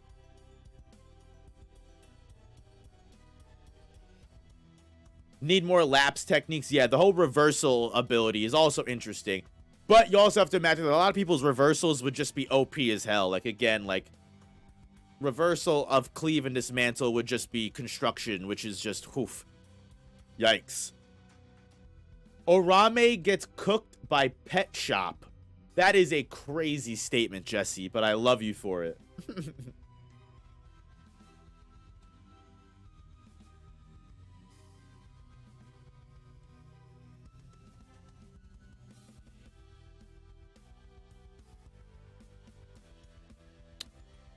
All right. Hikari versus Arame. The fight that we'll never get to freaking see, right? Am I right? I mean, like, genuinely, it blows my mind.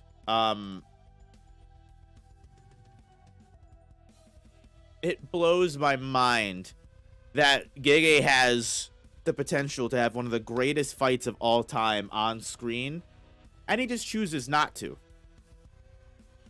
Why? Why do you do this to us? Is there a reason for this? Is there a reason that you do this to me? Specifically to me? Because this is one of the greatest matchups of all time. Legitimately, this is one of the greatest matchups of all time. Like, actually, Hikari and Arame is a better matchup than I would have thought Kashimo versus Arame was. Kashimo versus Arame was a great matchup. Here, that's a poll. Here, let's do, as Tiberius was saying, you know, I love my polls. Yikes, that's an interesting sentence to say out loud. Who do you think wins out of Kashimo versus Arame? I know we're supposed to be talking about Hikari, but I'm interested to see what you guys have to say. Interested to see what you guys have to say. I have a feeling whoever wins this fight is just going to enter the Sukuna fight. Yeah, 110%. I definitely agree with that for sure, which makes me so worried if that Hikari loses. If Arame shows up, we can't take the Song of Ice and Fire. I'll be dead ass immediately. We cannot take the Arame Sukuna team up. If that's the time that Sukuna decides to start throwing fire arrows, yeah, we're cooked. I'm sorry to tell you. I'm sorry to tell you all. But we will indeed be cooked.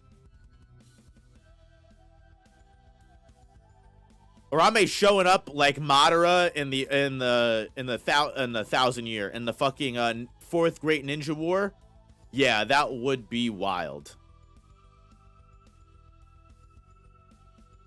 It would be so hilarious to see that Arame wins and Sukuna is too much on guard and just accidentally kills Arame. You know what's crazy is I could literally believe that. I could literally see Sukuna taking Arame out. Or we have like a Cesaria Portogans thing from Bleach where he like Sukuna literally just like eats Arame. Like that. Imagine if Arame is the character that Sukuna eats. Like we actually like we break Sukuna down finally in his Heian era form. And then he's like, ugh, I'm at my limit. I never thought the brat would be able to beat me. Ugh.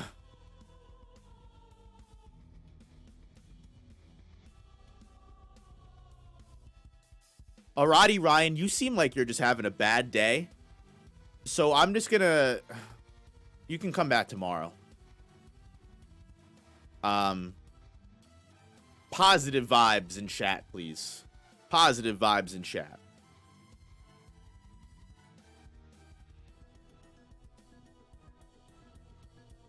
Hey, I'm on mobile data, so I just came in to say hi. Also, Arame didn't barge in to stop Kashimo for a reason. Just saying. Hey, that 1MF, thank you so much for popping in. Thank you so much. I appreciate that. And yeah, you're right. Arame was definitely hiding away. Arame was definitely hiding away.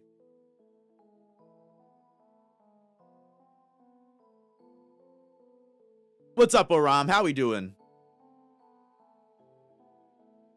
Yuta eats Arame to get the ice technique. Listen, I will say it until my dying breath. Elemental abilities are the strongest abilities in anime manga of all time. Get me a character that has just basic fire, ice, or like lightning, and they are always going to dominate. You know, maybe the overcomplicated, you know, abilities here and there, but it is insane to me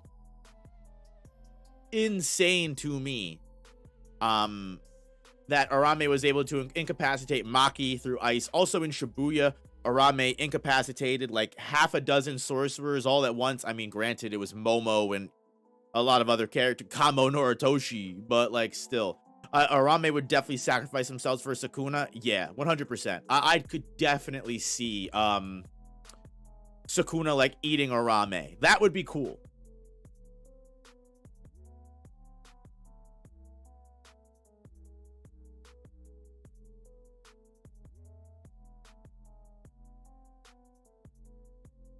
Can't wait for Yorozu to get animated. That one frame of her yelling gonna go crazy. Yo, so true, Juquan. I'm a Yorozu lover. I love Yorozu. I don't care what anybody says. I'll always appreciate Yorozu's character. I know a lot of people don't like her in the community, and that's fine. I think Yorozu was such a fun character, and I had so much fun with Mai 2.0. I'm glad that Gege realizes that he wasted concepts on bum-ass characters and is like, I need to bring this concept back in a different way. There's two instances of that I love. Construction, of course.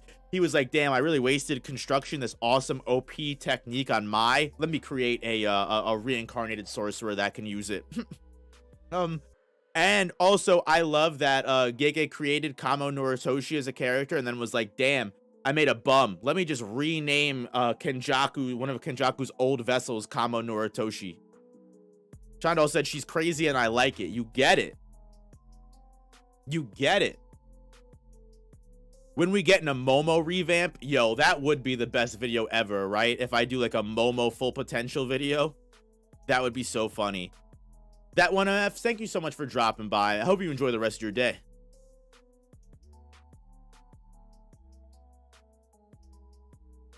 Said, like the stream, people. That is a fact. We got 78 votes on the poll and only 53 likes on stream. We can do better.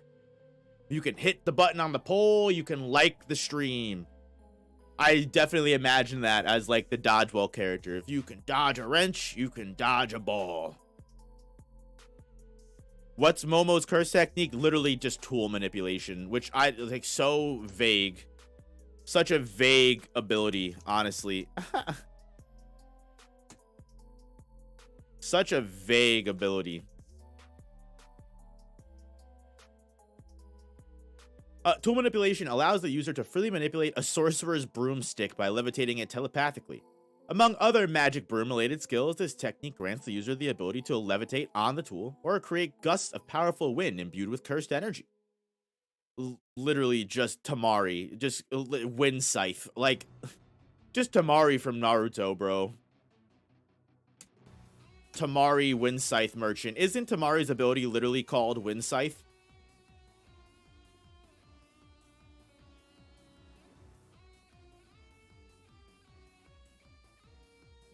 Where's the jutsu list? It might not have one. I'm pretty sure it's literally just called Wind Scythe.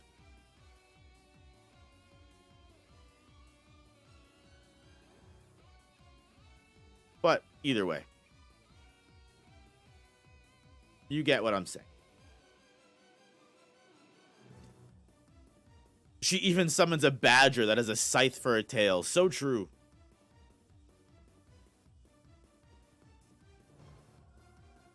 That's what Toonami used to call it. Yeah, that's what the English dub called it, definitely.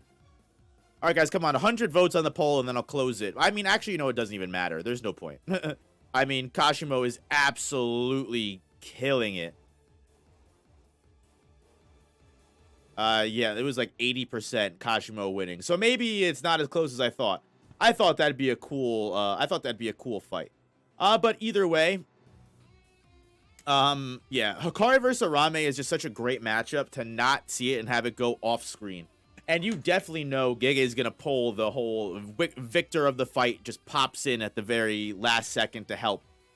Like, it's just, yeah. I mean, I've said it before and I'll say it again. The reason why Hikari versus Arame is a perfect matchup is because Hikari is a really good matchup against Arame because of the jackpot. Hikari can just continually regenerate everything that Arame freezes.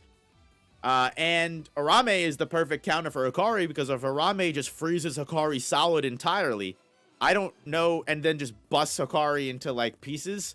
I don't know how well that Hikari can come back from that. If Hikari can come back at all.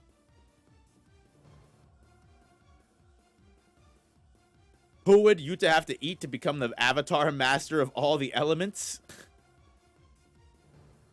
I mean, if Yuta could use Fuga from eating the Sukuna finger, there's fire. I mean, we haven't really seen anyone with water manipulate. I mean, Dagon, or if we eat Jogo, Dagon, and Hanami. I mean, would you consider Hanami earth manipulation? It's more like fire and nature manipulation. That's more, you know, deep forest emergence, Hashirama style. Who has earth manipulation? I don't think anyone in Jujutsu Kaisen has the ability to control the ground. That's the only thing we're missing.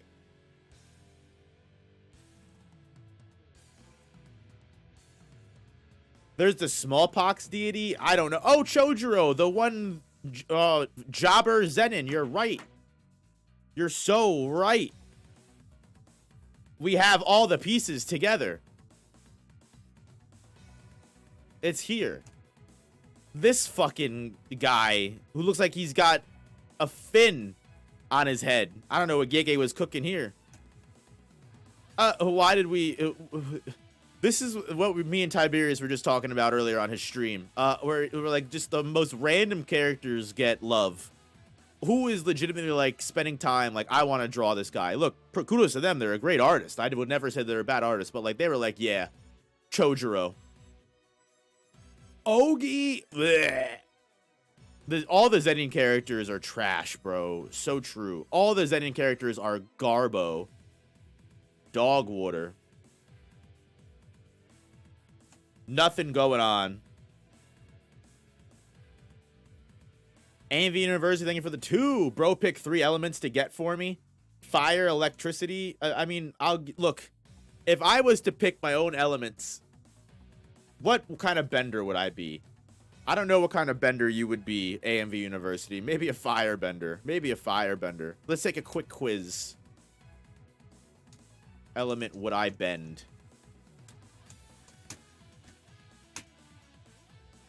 Let's not do BuzzFeed. Enter my name. No operator. What is my favorite season? Probably spring, because I like the warmth. I hate when it gets into summer, because I'm not a fan of bees and wasps. Fuck those motherfuckers with the yellow and black jackets.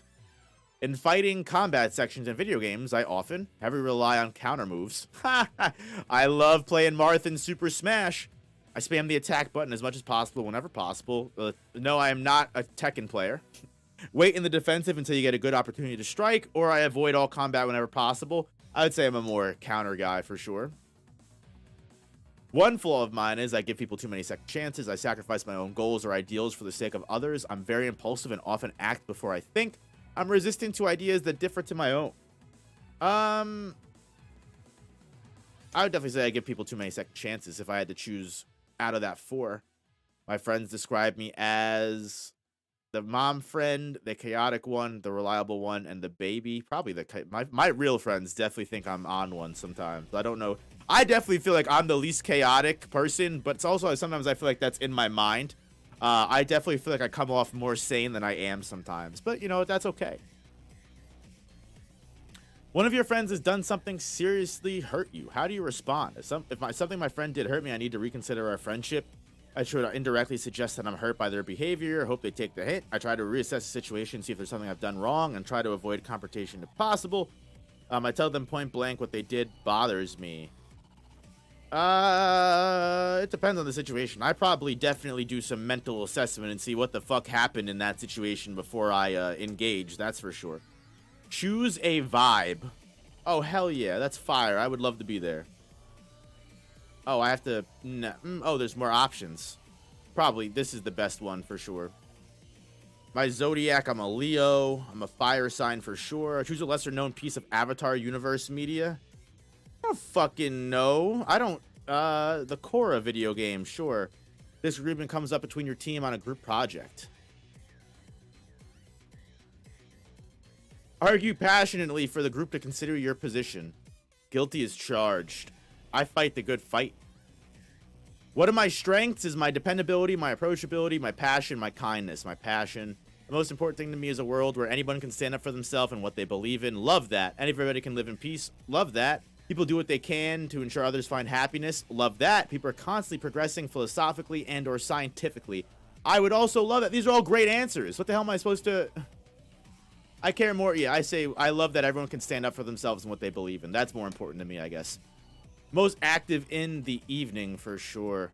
My ideal life is one where I'm free to travel all over the world. I'm working hard to accomplish my goals. One where I've made a name for myself. Anything is okay as long as I have my friends by my side.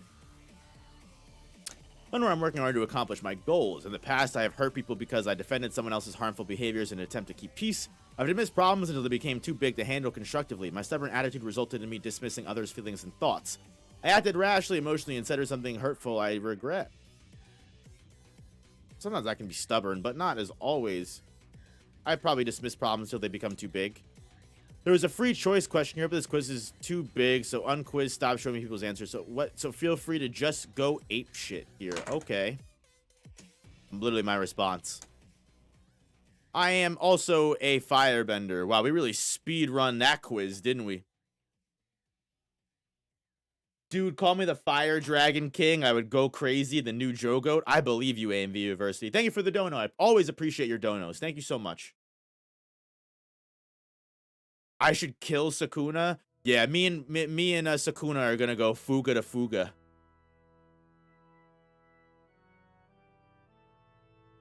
Tiberius said, believe it or not, I'm the mom friend IRL. I believe that, bro. I believe that. It's not a bad thing to be the mom friend. Link to the quiz. Fair. Give me a second. Link to the quiz. Just posted.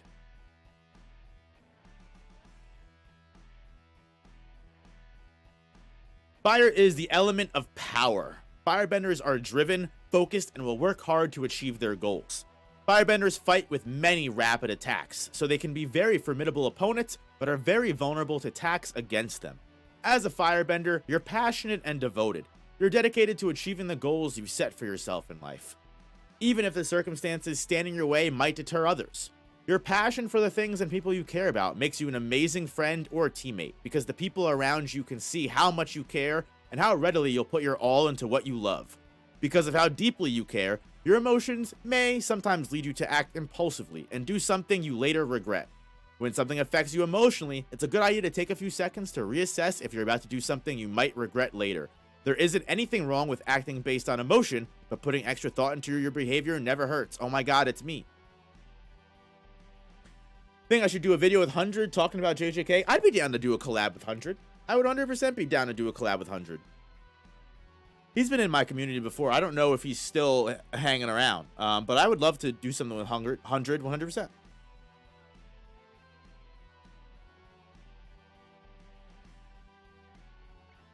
No Op is truly a Jogo cut guy. Ayo, what's up, Aaron? Aaron Yeager. Me and 100 are the chill duo. We love that. We love the chill vibes. When you catch up to Hunter x Hunter, I think the Phantom Trope versus every JJK character would be a good video. They'll probably make it to the special grades. Oh yeah, Phantom Troop content is coming, Jesse. I cannot wait to be caught up completely. Actually, there's a really good video. Really good video that I did with Broken Ronin. That after I finish working on the Kaiju number 8 ranking video, I'm going to work on that. That's like a 2-hour video. But it will be, just know it's going to be really fun, and it is a Hunter x Hunter Jujutsu Kaisen collab. So get ready for that. Me and Ronan had a lot of fun. If you enjoyed the video that me and Ronan did, the Higuruma video, I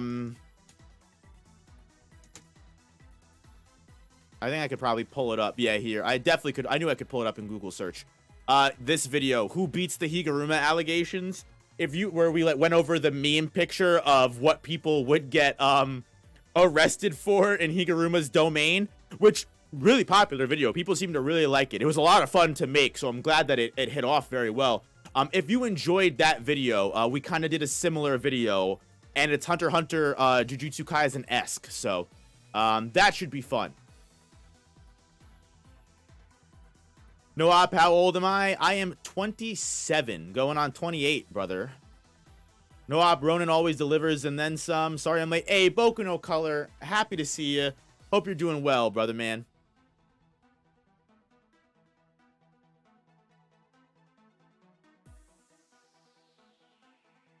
The Mahito Toji collabs were actually how I discovered your channel. We love that, Jesse. We love that.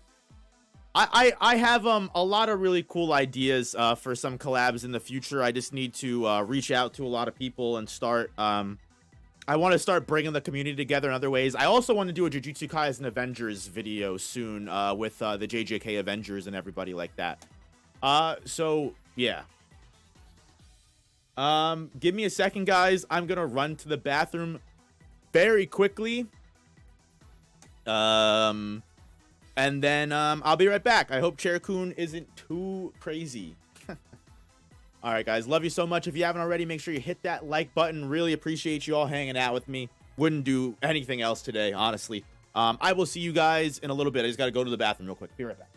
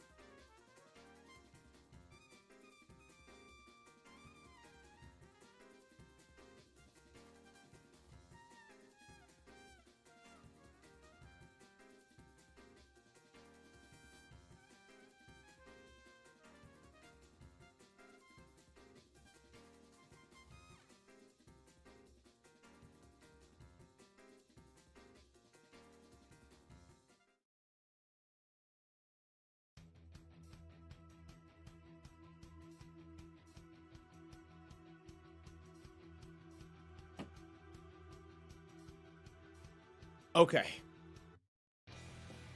We're back.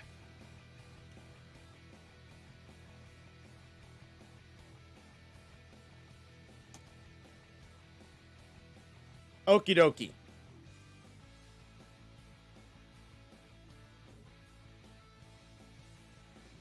Top 5 JJK characters. That would take so much time for me to think about. I could probably give you that answer another time, but that's so I would have to really think about who I would put over who, because I like so many JJK characters.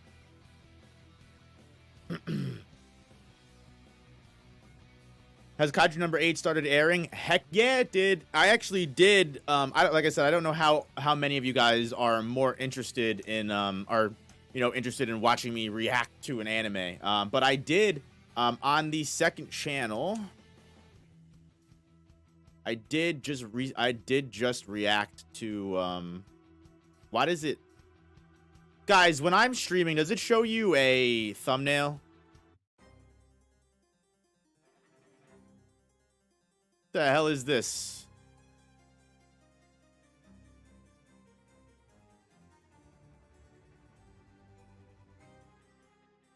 It shows you a thumbnail? Okay. I don't know why it's doing this now. Okay. Very weird. Very weird. But yeah, as you can see, Vex isn't here, but I know Vex loves my reaction faces. I did just react to the most recent episode of Kaiju number 8. So I'm a big fan. I'm gonna try and start pumping out some more of these. I don't know, like I said, I don't know how many of you guys would be interested. But yeah, no, Kaiju number 8 is a good series. I enjoy it. Make a vid about who you think the top 10 current strongest in the verse are. Yeah, I definitely need to do that sometime soon. The thumbnail is post Shibuya Yuji. See, that's so weird because I made the thumbnail Sakuna. Maybe it's whatever. I don't care. YouTube is weird sometimes. YouTube is weird sometimes.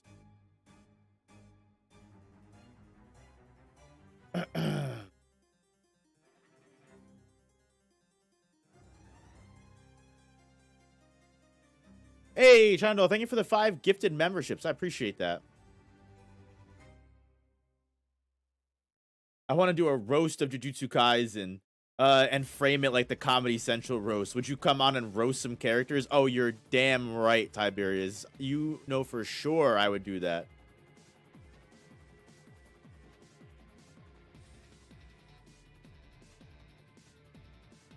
Thank you, as always, for the love, China Doll. I sincerely always appreciate it. I can't stress that enough. Thank you, thank you. Up next is Miguel versus Kusakabe.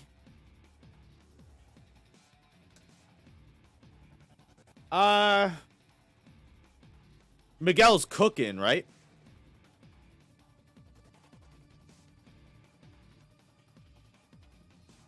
Miguel's just dancing between Kusakabe's slashes until he gets directly to Kusakabe and punching him in his mitt. He's also just debuffing Kusakabe. Miguel low diff, Miguel wipes. Miguel weaves Kusakabe, combo C. Nanami said no one can dodge Kusakabe's slashes and he saw Gojo beating Miguel. Fair. You have to be in his simple domain though, and something tells me that I don't know. Miguel's probably doing something. Damn, if only though, bro. If only Ben 10 Maharaga. Now that's a crazy headcanon right there.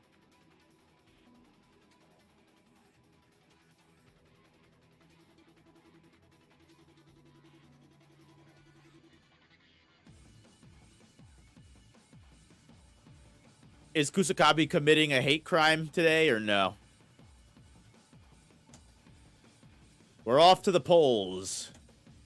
What does the community say?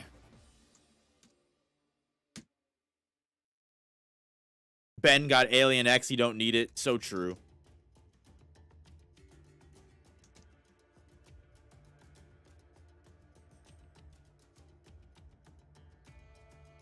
Nah, Kusakabe supports the black community, unlike some people.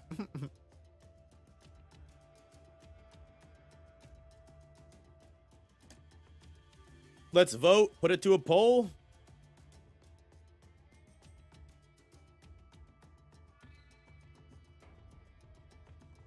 Miguel's already going strong. Look at that.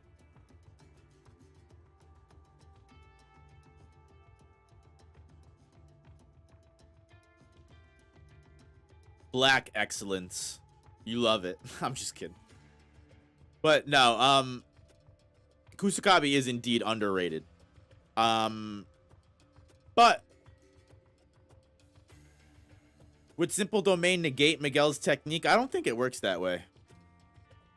I think Simple Domain is only really an anti-counter domain. I don't think you can use it to like stop Miguel's buff and debuff. Maybe while Kusakabe's inside of his domain, the debuff wouldn't affect him, but once he leaves the simple domain, he'd probably immediately go back to being debuffed, if that makes sense. I don't know. It's a good question.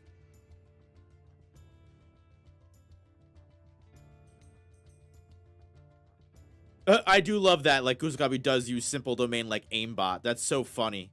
That's so funny to say.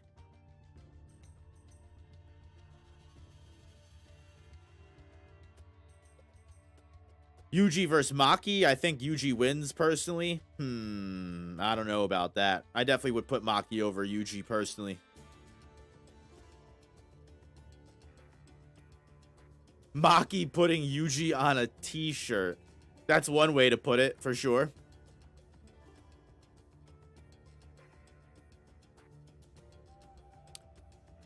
We got 28 votes. Miguel, 75%. Kusakabe, 24%. Miguel is winning. Kusakabe gang, where you at? You're letting your goat fall apart.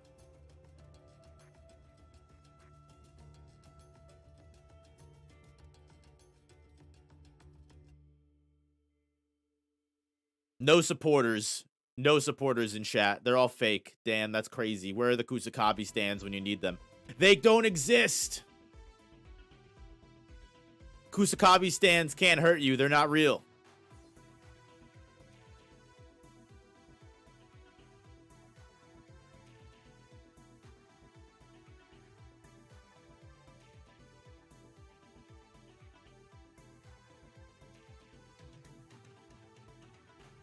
I'm going to say Miguel because I don't know how Simple Domain interacts with Miguel's technique. Safe bet. Safe bet for sure.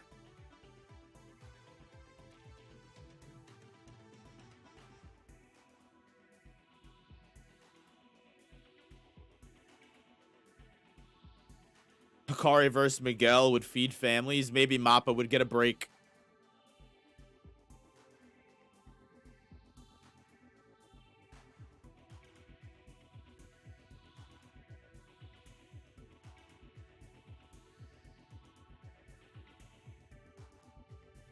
Yeah, 41 votes in, 73% Miguel, 27% Kusakabe. It's not looking good. It's not looking good for Kusakabe. Miguel's about to just destroy this man in the marketplace of ideas.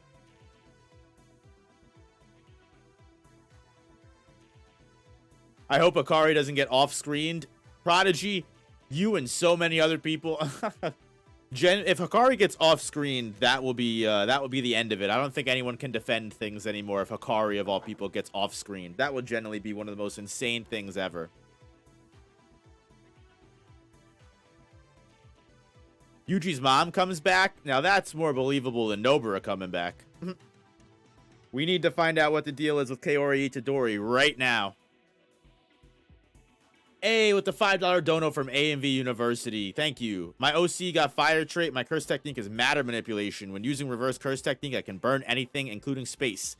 My domain is holy prominence. Can't overpower you. My man said, I am Jogo, but a Jogo and Onoki from Naruto combined, which I fuck with. The perfect combination. I'm just imagining someone from Jujutsu Kaisen having the particle manipulation jutsu, where it literally just like... traps you in a box and then just deletes you from existence. I'm imagining combining that, but like the particle box is on fire. Talk about an OP domain.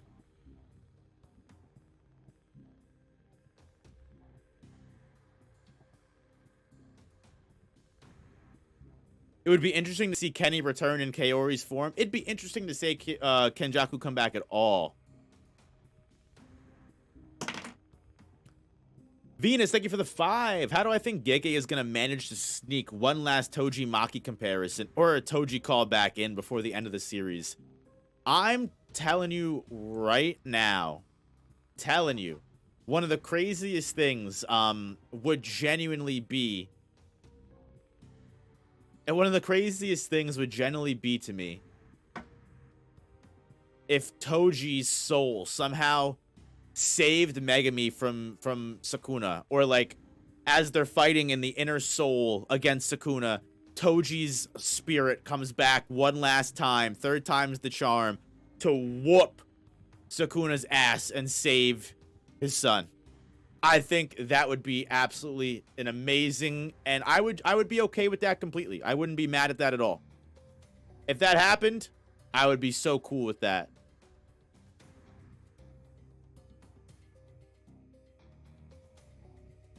Everybody got to show everything that they got against Sukuna, so why wouldn't Hikari eventually do the same? I think the thing is with Hikari is we've pretty much already seen everything Hikari can do. Like, Hikari brought it all out against Kashimo, right? And Charles Bernard. Like, Hikari, I feel like, didn't... unless Hikari... I don't know. I just don't think Hikari would have improved or learned anything new.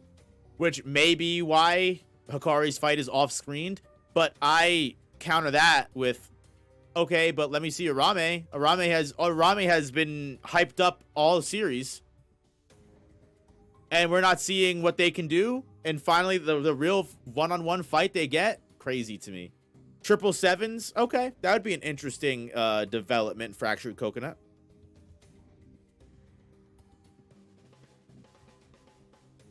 There's a way for them to come back. The Cursed Realm, Kenny said, it was the bridge between dreams and reality, so part of them can still be there. That would be an... Yeah, I mean, sleep is the cousin of death. Hey, Molly's back. We love that. Welcome back, Molly. I hope you killed that schoolwork. Hope you did great. I think we're done with this topic because we've got Miguel coming in 66% of the vote. I mean, it's pretty clear. I mean, Kusakabe stands are coming in, but they're not coming in fast enough, guys. This is your last chance to get the vote in.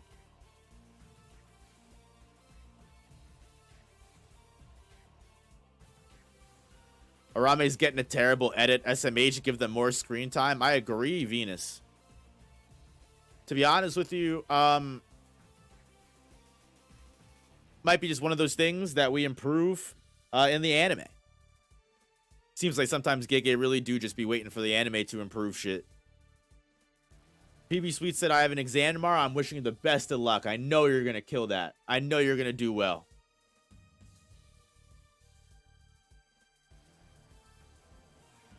More Kusakabe fans than I thought there'd be. Seems they're quiet. Well, I mean, look where their goat is right now. No, I'm just kidding. I don't want to slander Kusakabe like that. That's mean. But yeah, all right. That's that. That's that with the vote. Miguel comes out on top. Kusakabe fans, you had your chance and you failed.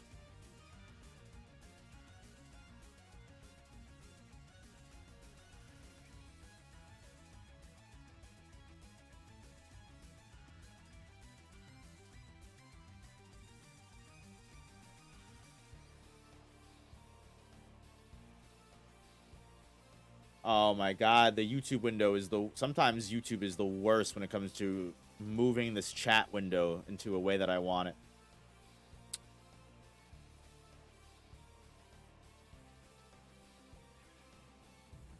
Oh no. Not Maharaga stealing Yuta's girl. Is this a thumbnail? What is this? What is this, Jesse?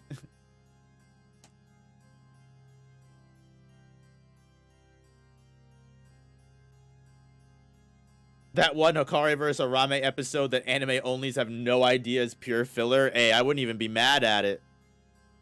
Be like what they did to the Squad Zero fight in 1000 Year Blood War, honestly.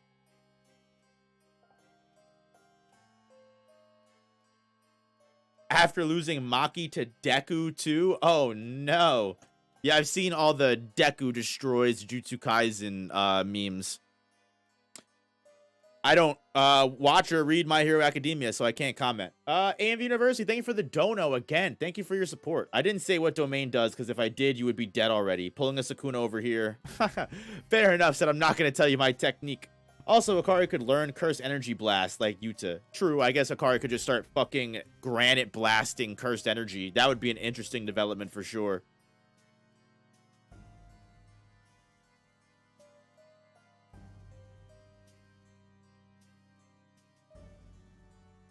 It's a thumbnail to some JJK meme. That's so crazy. That's funny. All right, last two things. Theme of fate and how cursed energy ties into it. So, I mean, Jujutsu Kaisen and the theme of fate in general. I mean, one thing that I always know about Jujutsu Sorcerers, and part of the reason why I like Jujutsu Sorcerers, honestly, part of the reason why I like characters like Yorozu is that they are masters of their own fate, right? They're characters that are so self-indulgent, are so believing in themselves, are so confident in everything that they hold as their beliefs and what they think is right, that they're willing to impose that belief on other people.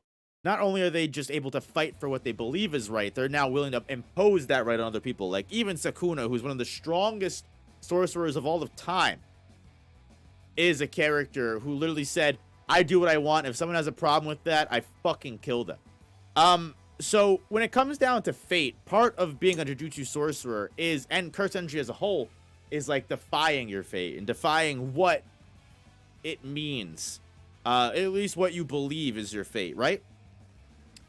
Characters like Nanami, specifically, who we talked about at the very beginning of the story, and who the Full Potential video we watched from Broken Ronin basically said that Nanami is a victim of his own mindset. He holds himself back by not believing that he can grow. I mean, I know not too many people watched my Megami Fushiguro character analysis, but the Megami Fushiguro is another character whose mindset held him back. His fate in his mind was to be a side character, be a support character, be someone who was gonna sacrifice themselves to save their friends with Maharaga instead of actually one day using Maharaga the way that it was always meant to be used, right? So, and as soon as Megami becomes, you know what, I'm going to visualize what I believe I want to become. I'm going to visualize a future self that's stronger. You become a master of your fate. You become someone who paves your own path. You're not letting the path be created for you and walking that path down the line. You are carving your own path at a certain point. And I believe that has strictly everything to do with how powerful of a sorcerer you are. This fate idea is from an Alonzi video. A chatter, recommended that as a topic that they wanted me to talk about. But I mean, like the idea of fate, it's definitely tied into Jujutsu Kaisen. I also feel like the villains are a direct counter to fate entirely, because if you think about it, every major villain or every major player in the game of Jujutsu Kaisen, in the game of culling, is a character that is defying their fate in certain ways, right? Because you imagine fate as humans, we live a life, we do everything we accomplish in life, and then we die. Kenjaku, the main example of this, is a character who has literally been brain hopping for thousands of years. They have defied their normal lifespan, defied their normal fate, and has said, fuck it. I want to become the controller and see what I can do and experiment and live forever so I can see what I want to see to the fruits of their existence. By that knowledge, Kenjaku has basically been defying his fate for years. So much so that the universe has felt the need to correct Kenjaku's fate completely. They have stopped Kenjaku from starting the merger 2 to 3 different times. The Six Eyes is so tied into stopping Kenjaku. Kenjaku tried to kill the Six Eye baby, and the Six Eyes showed up later to still stop him. Sealed Gojo. The Gojo still showed up to stop him, even though canonically we may not have stopped him yet. Sukuna, a character that was the king of curses, terrorized the country of Japan for ages, finally died and became a cursed object. He's brought back now, and he's now defying his fate by living again. All of the culling game players are defying their fate by living a second life, and instead of resigning themselves to the death that they're supposed to have that goes against humanity, you know, reality. Every living thing has an expiration date. So it's interesting. I always say, like, how, like, the main villains of the series are characters who constantly go about defying fate. Whereas the main protagonists, while they also defy fate in their own ways, more so defying traditional fate and what the higher-ups have deemed is the right way to live and the right way society should continue, it is interesting to see how, like, the protagonist cast or the anti-Sukuna squad is defying their fate in other ways than, like, the main villain is. You could say that they're defying fate for justice, whereas the villain cast is defying fate for their own selfish reasons. So yeah, there's a lot of different ways that you could look at that. A lot of different ways you could look at fate and how curse energy ties into it. I mean, think about it. I mean, even the very beginning of the story, when Yuji was like falling victim to the special grade finger bearer curse, right? Yuji was like, wasn't I just a fucking high school track star like a year ago or just like a week ago? How did I end up this way? And that's because Yuji eating the Sukuna fingers directly contradicted what he was supposed to be fated to be. Kenjaku interfering with Yuji's birth, interfering with the world today, changed Yuji's fate.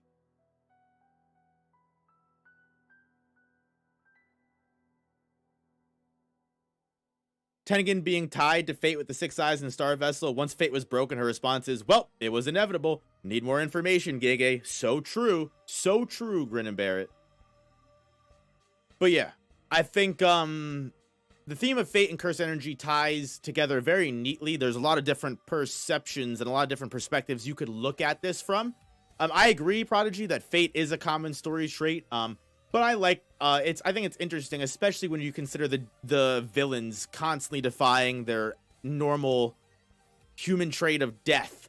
I like the idea that most of our villains are characters, especially Tengen of all people, just people that are just full on changing life as you know it and the concept of life to better suit what they want. Angel calling Megami my fated one. What the fuck was that about? Really good point, Venus. That was interesting what she said there.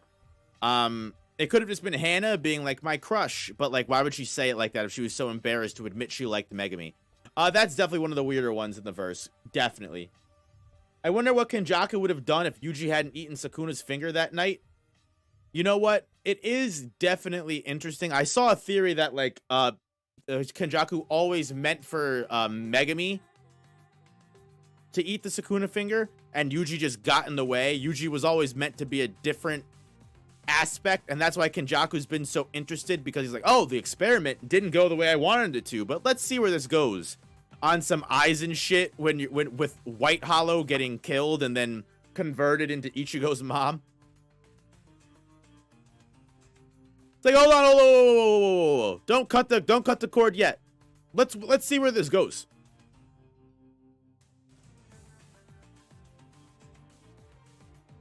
Thanks, No Up. I wanted to get your opinion. Chat's right. Alonzi had me thinking, so I wondered if you wanted as well. The motifs are prevalent. Radman is also an excellent source of analysis. Radman makes some really long, good videos.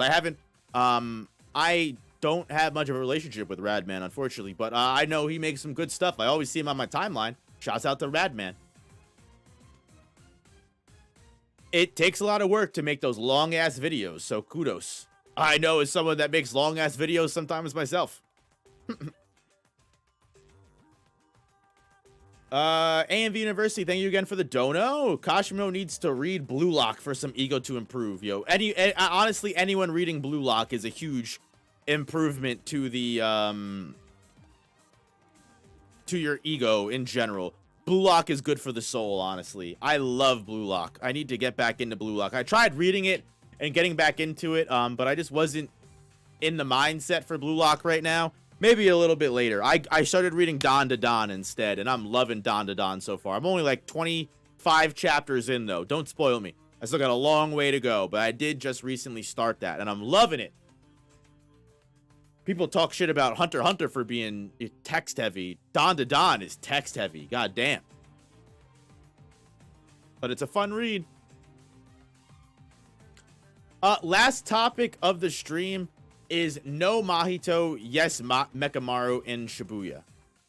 Thank you for the gifted membership, China Doll. Appreciate the love.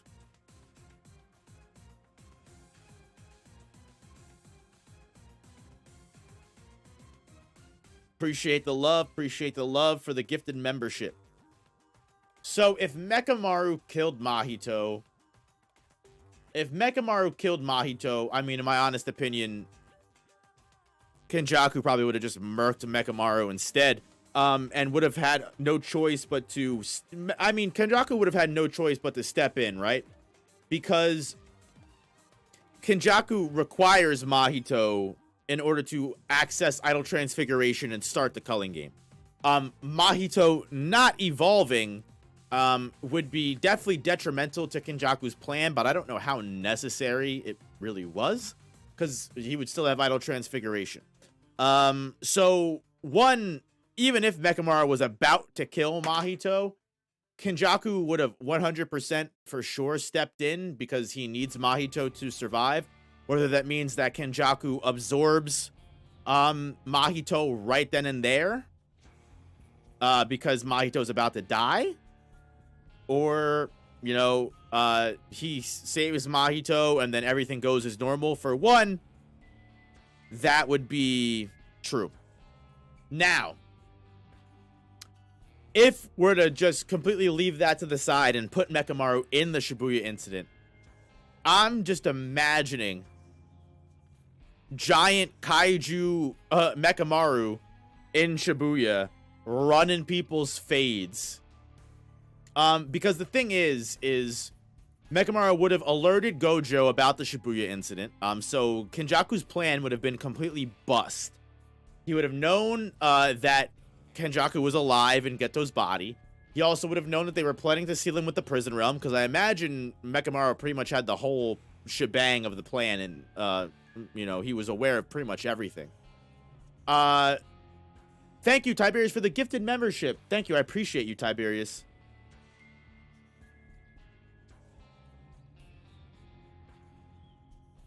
Hot take, Mio was ghosting Mechamaru. She could have visited him anytime. So true. I say that all the time against Mechamaru, that, like, Mechamaru, like, didn't believe in his friends enough. Mechamaru should have just, like, I understand, but, like, you could have been friends with, your friends would have accepted you this whole time, bro. You know what I mean? Like, you were so busy assuming your friends wouldn't accept you that you went and became a villain and betrayed everybody and got everyone fucked up when you could have helped. Mechamaru listened to too much Juice WRLD. Damn, that's crazy. But, like, kaiju giant Mechamaru is just, like, firing laser beams and viola cannons and everything throughout all of Shibuya. So, temporary special grade level Mechamaru is pretty fucking strong, right?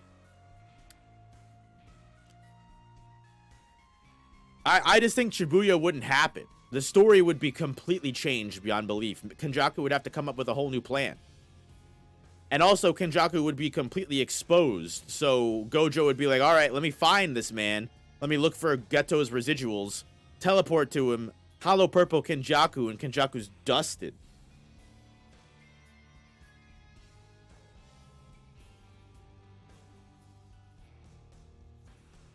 If Gojo discovers Kenjaku, it's GG. Yeah, that's kind of what I mean. The good ending, right? This is what we do when we 100% the game. When you 100% Curse Clash, you unlock the good ending. But yeah, that would have severely changed the story in a significant way, and honestly, in a way that I would be interested to maybe make a video on. Definitely would be interested in making a video on that. I was thinking of, because I always get comments and chats about the what if Yuki was the villain in Hidden Inventory, because that changes the story significantly as well. And me and Broken Ronin did that as a collab. So maybe I was always thinking about getting like a stream with Broken Ronin and me and him just spitball some headcanon, some crazy what if scenarios. Like we take the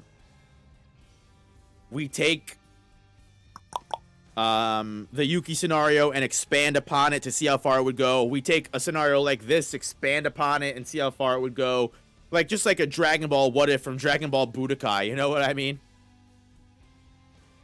How Mechamaru could have ended the series. So true. That'd be a very interesting video. Beru wallpaper goes hard. Yeah, Beru is the king of shadows. Beru is the best fucking shadow warrior on Sung Jin Woo's fucking roster. For real. Beru was so much fun to me. We're going to be entering a stream wind down, guys, for sure. Make sure you hit that like button if you haven't already. Probably going to give another 10 minutes or so before I call it. 5:10. Man, really makes you think how slippery Kenjaku's been. He survived a run-in with 2 Limitless and 6 Eyes users. Wonder how he managed that. So much lore flashback potential in JJK. I mean, we could literally get an entire Heian era arc. Like, we could get a 50 chapter Heian era arc with all new characters and all new information and everything, and I would fuck with it and read it immediately. Jujutsu Kaisen is such a great world for so many stories to take place in, genuinely. Like Tiberius said in his stream, you know, like Gege's problem is he creates characters in a world that's so great, people want more from it, and he just doesn't give you what you want. Like, Gege's detriment as a writer is that he's too good of a writer, funnily enough. So much good lore, but I wish he explored it more. 100%. Where did I read Solo Leveling? I won't lie to you. I just I read it officially, quote unquote. I definitely didn't Google read Solo Leveling online and find a decent website with no ads that I was able to read this the entire manhwa on. I bought the entire manhwa legally and officially. Support the official source material. Here's the video you were talking about earlier. What is this? Is this Meta's video? This is Meta's video.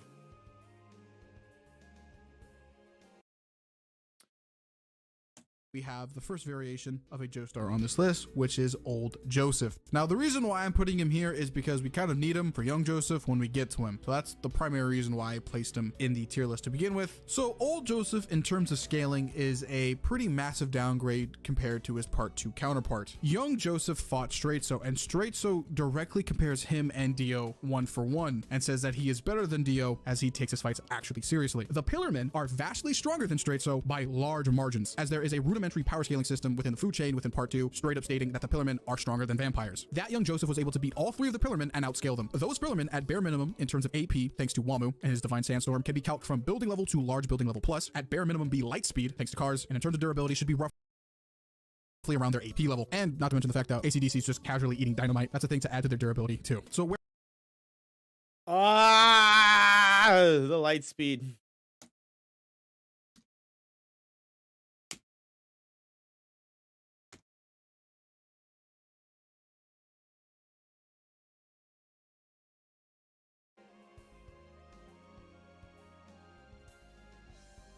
Top tier stands can go massively fast in light speeds, with at least only a couple being able to reach infinite speeds. Some stands can reach the speed of light, like Red Hot Chili Pepper and Hanged Man. Please give me context for this. Please give me context. How do they get that high? Calculations, here we go. Speed.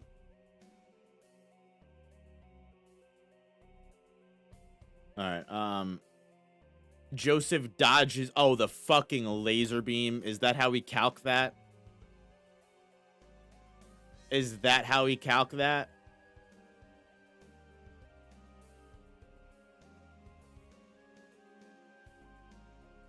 Lisa holds the red stone of Aja up to the sun, which magnifies the sun's rays so intensely they burn through the hull of the ship she and her pupils are on. Jojo and Caesar avoid the ray, the former by jumping over it. I hate my life, dog.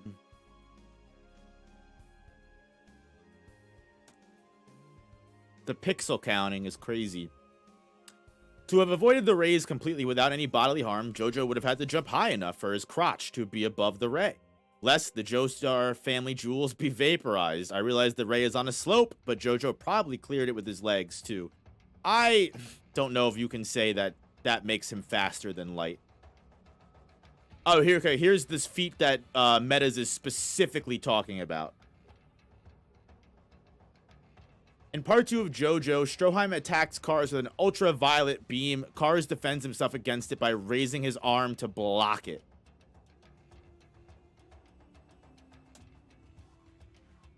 Stop with the pixel scaling. Scaling the beam and the burst, blah, blah, blah, blah, blah. The beam, stop with the pixel counting.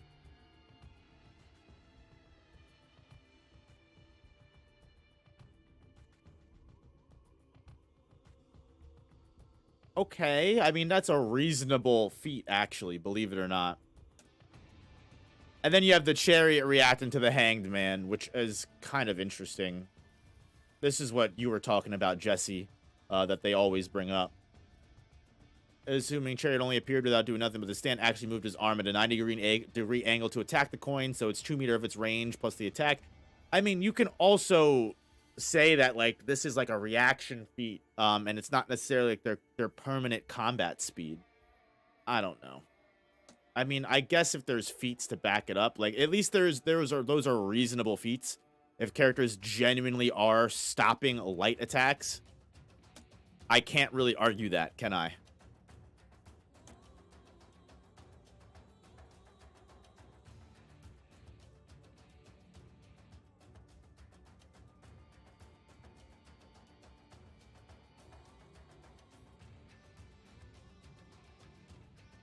I never get the Joseph massively faster than light because he used a plane to run away from cars. Yeah, I can, like, that's the thing, is where it gets kind of rough, because, like, you give Cars that designation by his 1 feat, and then now every character that's able to keep up with Cars is now also massively faster than light, despite those other characters having no feats that back that up. Which is why I'm willing to say that, like, sure, I'm sure certain characters can have a reaction time to faster than light attempts, but, like, do they maintain that speed at all times? Probably not. Problem is, Cars was above everyone in part 2. That is fair. Cars was like, yeah, Ultimate Cars, I'm willing to say, because he was the ultimate life form. The thing is I feel like JoJo's scaling always resets by the part. Sometimes, depending on what it is. I don't know. I'm sure I'll get cooked for making that comment, but either way.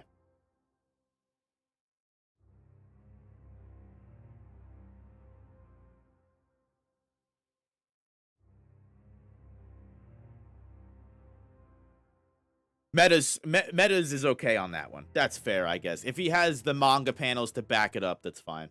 But again, I would question the validity of, are they just are all characters just permanently faster than light? And like Jesse said, if that's the case, why did we take a plane to go to Egypt? Why didn't we just warp to Egypt? You know what I mean? Like, we have to be somewhat in the realm of reality here when we do these kinds of scaling. Like, just to say that, oh, now all JoJo's characters are massively faster than light. It's like, okay, then why was Dio in a fucking car making his way? Like, why? Like, really?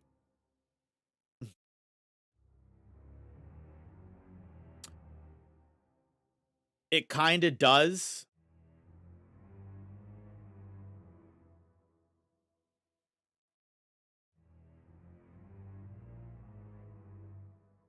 Remember when Chariot could move so fast it made clones? Araki didn't.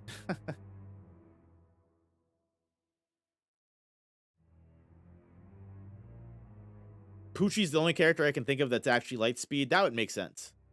I mean, his whole thing is acceleration, right? So, like, you have to imagine, if we're calcing that, right? How much faster is Pucci than everyone else to be able to just speed and perception? Like, that's an interesting. I'm interested actually to see where Pucci would scale on versus battle wiki. We did so much JoJo's talk today. It's nice.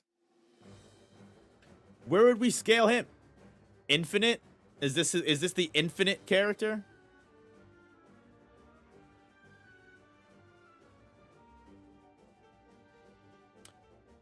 Eventually infinite. It will eventually accelerate time into infinity, and its speed stat is listed as infinite to reflect that. So we just have to make up a speed term, because it actually, they're literally, how do you get faster than, massively faster than light? You just don't. You literally don't. It's impossible to calc. So it's so interesting to me that characters like this will be massively faster than light, but fucking building level attack potency. Like, I mean, if you're moving massively faster than light, I would hope that you're stronger than building level. Like, you're basically breaking physics at that point with speed. Why would you not be able to, like, just bring down the universe with punches at that point?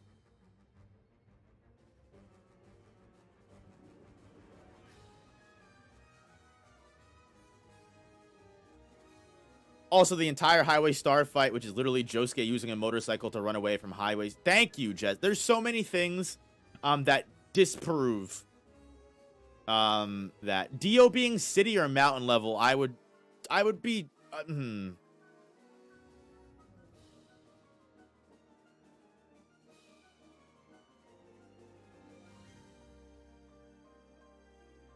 Yeah, Jesse, that's such a good panel. That makes so much sense. Punches way faster than your pansy ass 60 kilometer per hour. Haven't measured it, but I bet it's up over 300 kilometers per hour. So like, yeah, I mean like, and yeah, it's just, come on. Agendas are agendas, though. Let's check out JJK's 16 personalities. I'm an INTP. I believe I'm an INTP or an ENTP. I'm the same personality type as Mahito. We talked about this, but maybe next stream. Thank you for the dono. I apologize to be like, oh, maybe next stream. Because I sincerely appreciate all your donations, AMV University. I appreciate the support. But that would be something we could generally go over at another stream. I believe, yeah, I think me and Mahito are both ENTPs.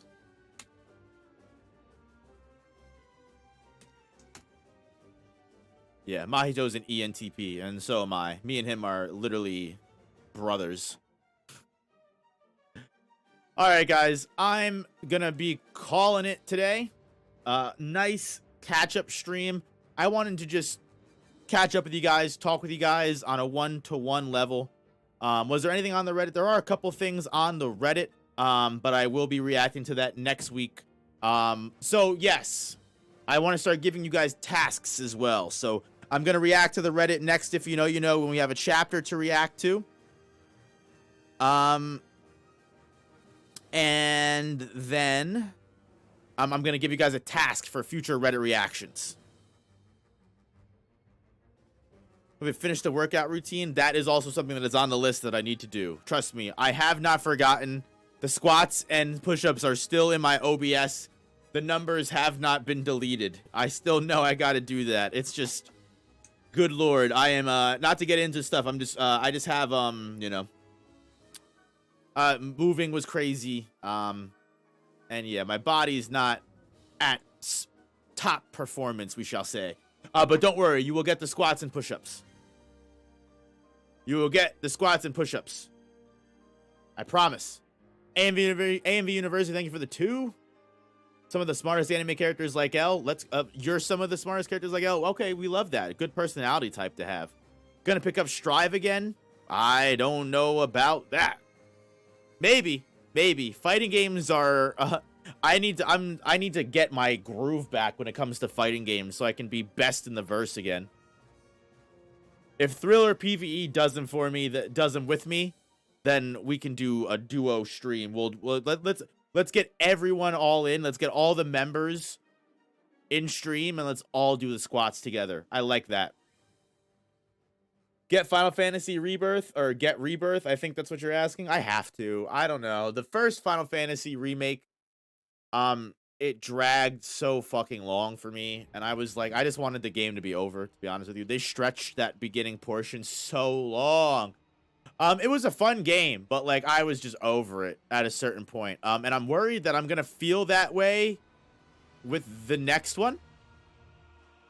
With the one that is just out, but I've heard that it is better with the open world. I've heard I probably won't have that same problem, so maybe I'm wrong. But I'm saving myself. Saving myself. I definitely want to do Shin Megami Tensei 5 Vengeance Edition when that comes out. That'll be a lot of fun, and I can give you guys a lot of the beauty of SMT. Yeah. Kingdom Hearts 4 when that comes out. Any Kingdom Hearts game you can best believe I'm going to be doing. I love Kingdom Hearts. But alright guys, I'm going to get out of here. I'm going to eat some dinner. And then maybe work on some Kaiju number 8 before Missop comes home. And yes, I will see you guys on Monday. We will definitely, for sure, be doing some Manga Monday. Without a doubt. Yeah, guys, I love you all. Thank you all so much for hanging out with me. I sincerely appreciate it. If you haven't already, please hit that like button. It really helps the stream and channel more than you know. Thank you all to everyone who donated, and thank you most importantly to all my Jogo gang members. Thank you for your constant support. You guys make the biggest difference in the world, more than you know, and I love every single one of you guys. Thank you all for watching, and I'll see you guys in the next one. Peace, peace.